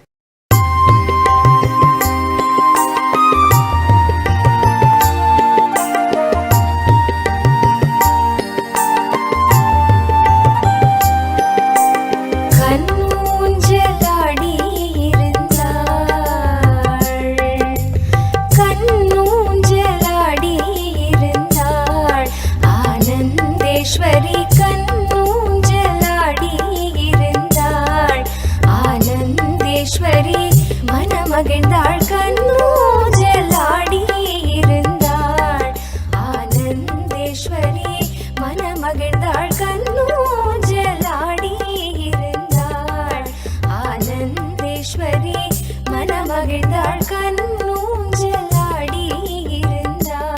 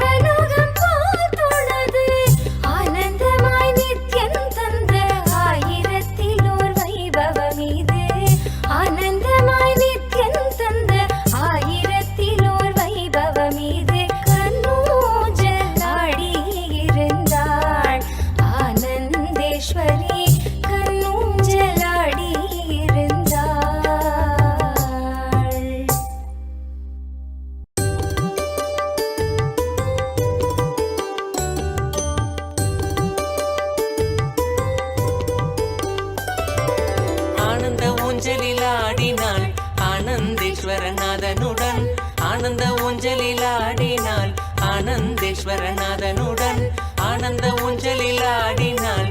ஆனந்தேஸ்வரநாதனுடன் ஆனந்த ஊஞ்சலில் ஆடினாள். ஆனந்தேஸ்வரநாதனுடன்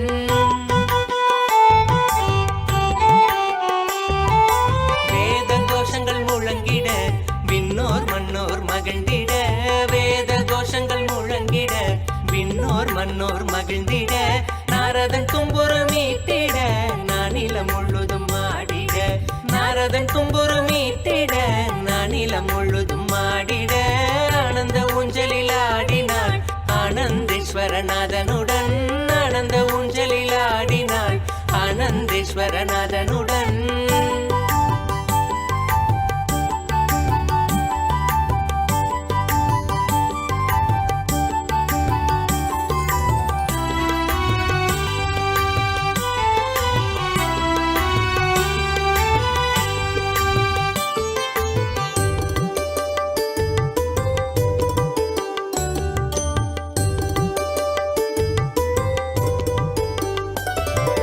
தெய்வங்கள் ஆடிடும் ஊஞ்சலாம் தேவலோகத்தில் செய்த ஊஞ்சலாம். தெய்வங்கள் ஆடிடும் ஊஞ்சலாம் தேவலோகத்தில் செய்த ஊஞ்சலாம். தெய்வங்கள் ஆடிடும் ஊஞ்சலாம் தேவலோகத்தில் செய்த ஊஞ்சலாம். தெய்வங்கள் ஆடிடும் ஊஞ்சலாம் தேவலோகத்தில் செய்த ஊஞ்சலாம். தங்கத்திலான ஊஞ்சலாய் வைரத்தினில் அலங்காரமாய். தங்கத்திலான ஊஞ்சலாய் வைரத்தினில் அலங்காரமாய். பார்க்கும் பக்தர் நித்திய ஆனந்தமாய் தோன்றிடவே ஆனந்தேஸ்வரி. பார்க்கும் பக்தர் நித்திய ஆனந்தமாய் தோன்றிடவே ஆனந்தேஸ்வரி. ஆனந்த ஊஞ்சலில் ஆடினாள். ஆனந்தேஸ்வரநாதனுடன் ஆனந்த ஊஞ்சலில் ஆடினாள். ஆனந்தேஸ்வரநாதனுடன்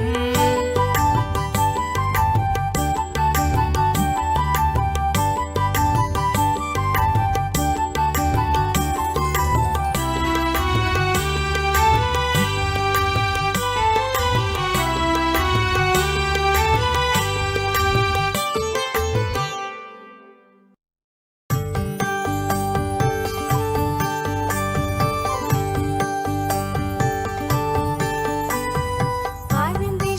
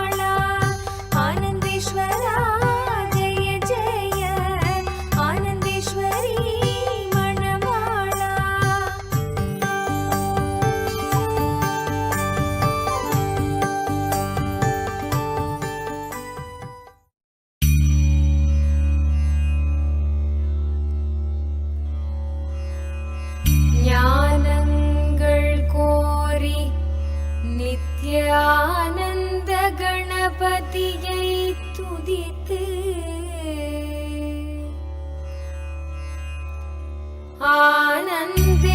ஆனந்தேஸ்வரரையும் ஆனந்தேஸ்வரியையும் வர்ணித்து ஆனந்தேஸ்வரி கல்யாண வைபோகமே ஆனந்தேஸ்வரி கல்யாண வைபோகமே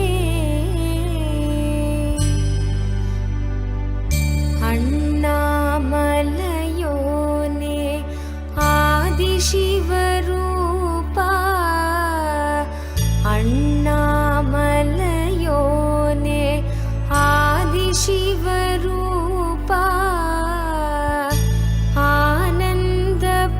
ஆனந்தபுரியமர்ந்து ஞானம் தரும் சீலா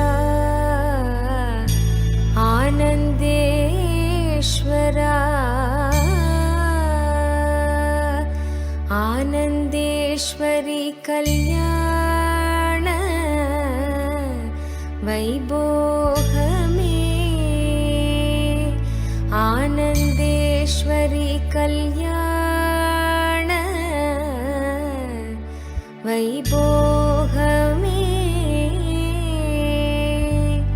ஆனந்தேஸ்வரி கல்யாண வைபோகமே ஆனந்தேஸ்வரி கல்யாண வைபோகமே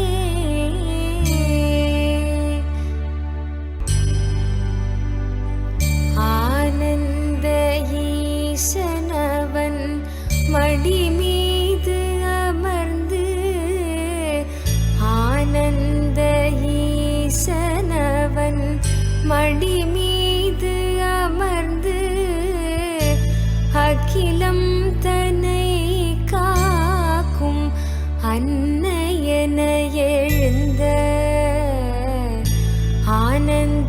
ஆனந்தேஸ்வரி ஆனந்தேஸ்வரி கல்யாண வைபோகமே ஆனந்தேஸ்வரி கல்யாண வைபோகமே ஆனந்தேஸ்வரி கல்யாண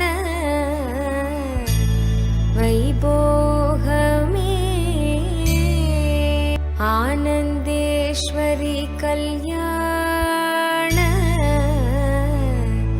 வைபோகமே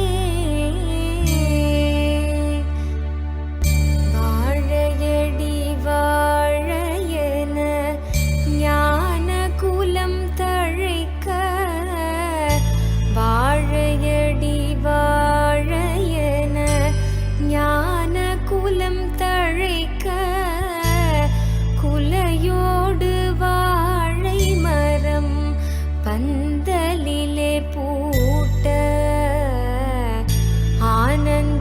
ஆனந்தேஸ்வரி ஆனந்தேஸ்வரி கல்யாண வைபோகமே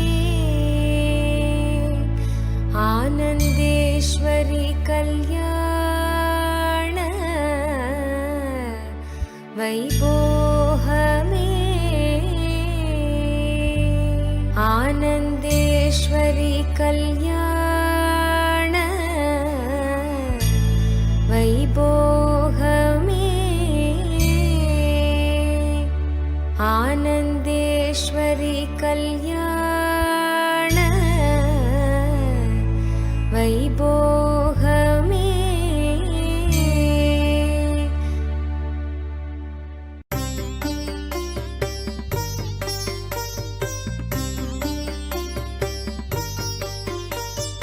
ஆனந்த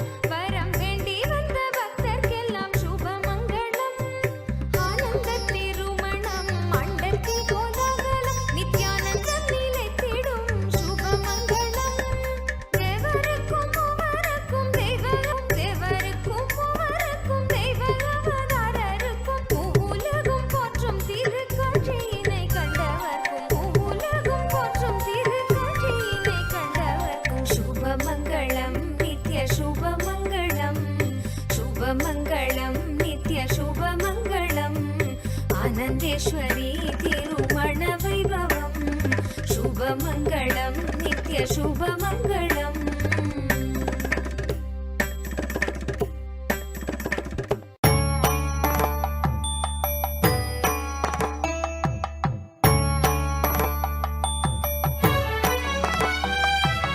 மாலை சாற்றினாள் தேவி ஆனந்தேஸ்வரி மாலை சாற்றினாள் தேவி ஆனந்தேஸ்வரி ஆனந்தேசன் பொன் கழுத்தில் அன்பினோடு தேவியும் ஆனந்தேசன் பொன் கழுத்தில் அன்பினோடு தேவியும் வையகம் காத்திடும் மாமலர் கரத்தினார் வையகம் காத்திடும் மாமலர் கரத்தினார் மாலை சாற்றினாள் தேவி ஆனந்தேஸ்வரி மாலை சாற்றினாள் தேவி ஆனந்தேஸ்வரி ஆனந்தேசன் பொன் கழுத்தில் அன்பினோடு தேவியும் ஆனந்தேசன் பொன் கழுத்தில் அன்பினோடு தேவியும்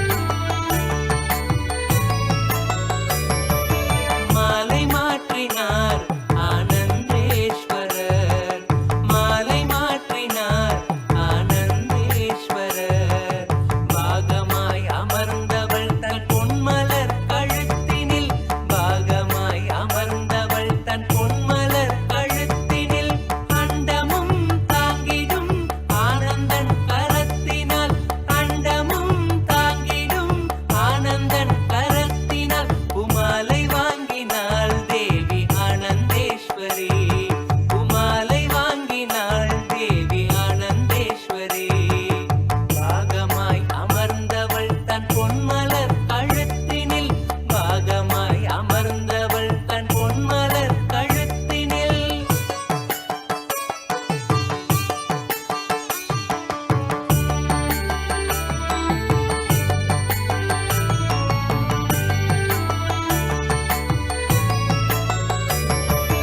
ரக்த சந்தனம் கோத்த சகாலயாம் ரக்த சந்தனம் கோத்த சக்தி மாலையாம் சக்தியோடு பக்தியும் அளிக்கும் தெய்வமாலயாம் சக்தியோடு பக்தியும் அளிக்கும் தெய்வமாலயாம் நித்யானந்தம் கொண்டாடியே தேவியும் கரத்தினார் நித்யானந்தம் கொண்டாடியே தேவியும் கரத்தினார் மாலை சாற்றினாள் தேவி ஆனந்தேஸ்வரி மாலை சாற்றினாள் தேவி ஆனந்தேஸ்வரி ஆனந்தேசன் பொன் கழுத்தில் அன்பினோடு தேவியும் ஆனந்தேசன் பொன் கழுத்தில் அன்பினோடு தேவியும்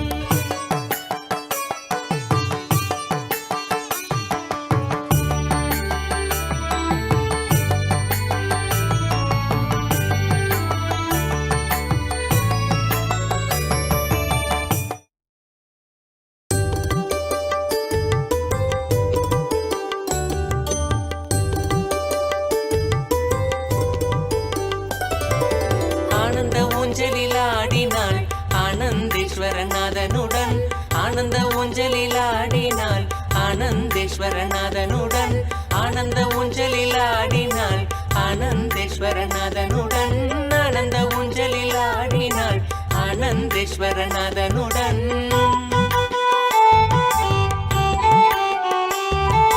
வேத கோஷங்கள் முழங்கிட விண்ணோர் மன்னோர் மகிழ்ந்திட வேத கோஷங்கள் முழங்கிட விண்ணோர் மன்னோர் மகிழ்ந்திட நாரதன் தும்புரு மீட்டிட நானிலம் முழுதும் ஆடிட நாரதன் தும்புரு மீட்டிட நானிலம் முழுதும் ஆடிட ஆனந்த ஊஞ்சலில் ஆடினாள் ஆனந்தேஸ்வரநாதனுடன் ஆனந்த ஊஞ்சலில் ஆடினாள் ஆனந்தேஸ்வரநாதனுடன்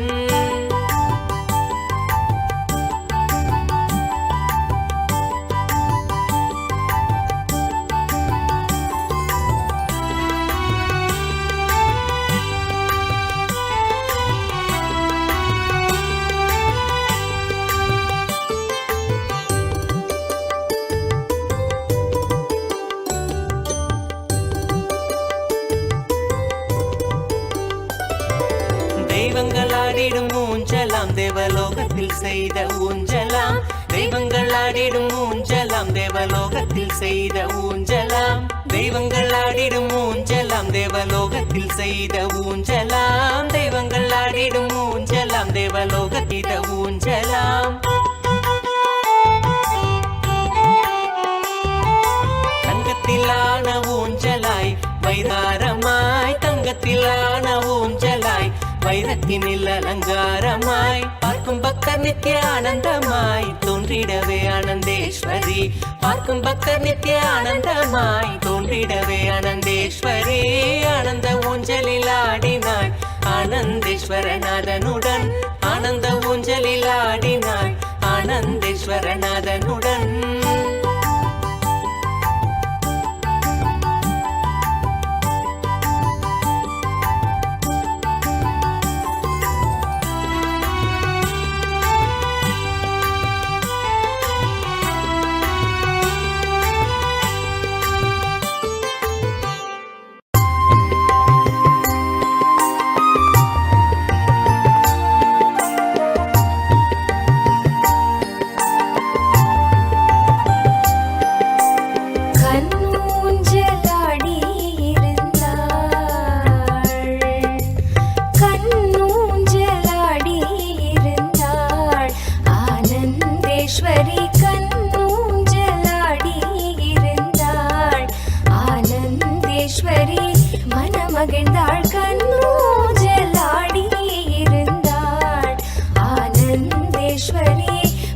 மகிழ்ந்தாள் கண்ணூ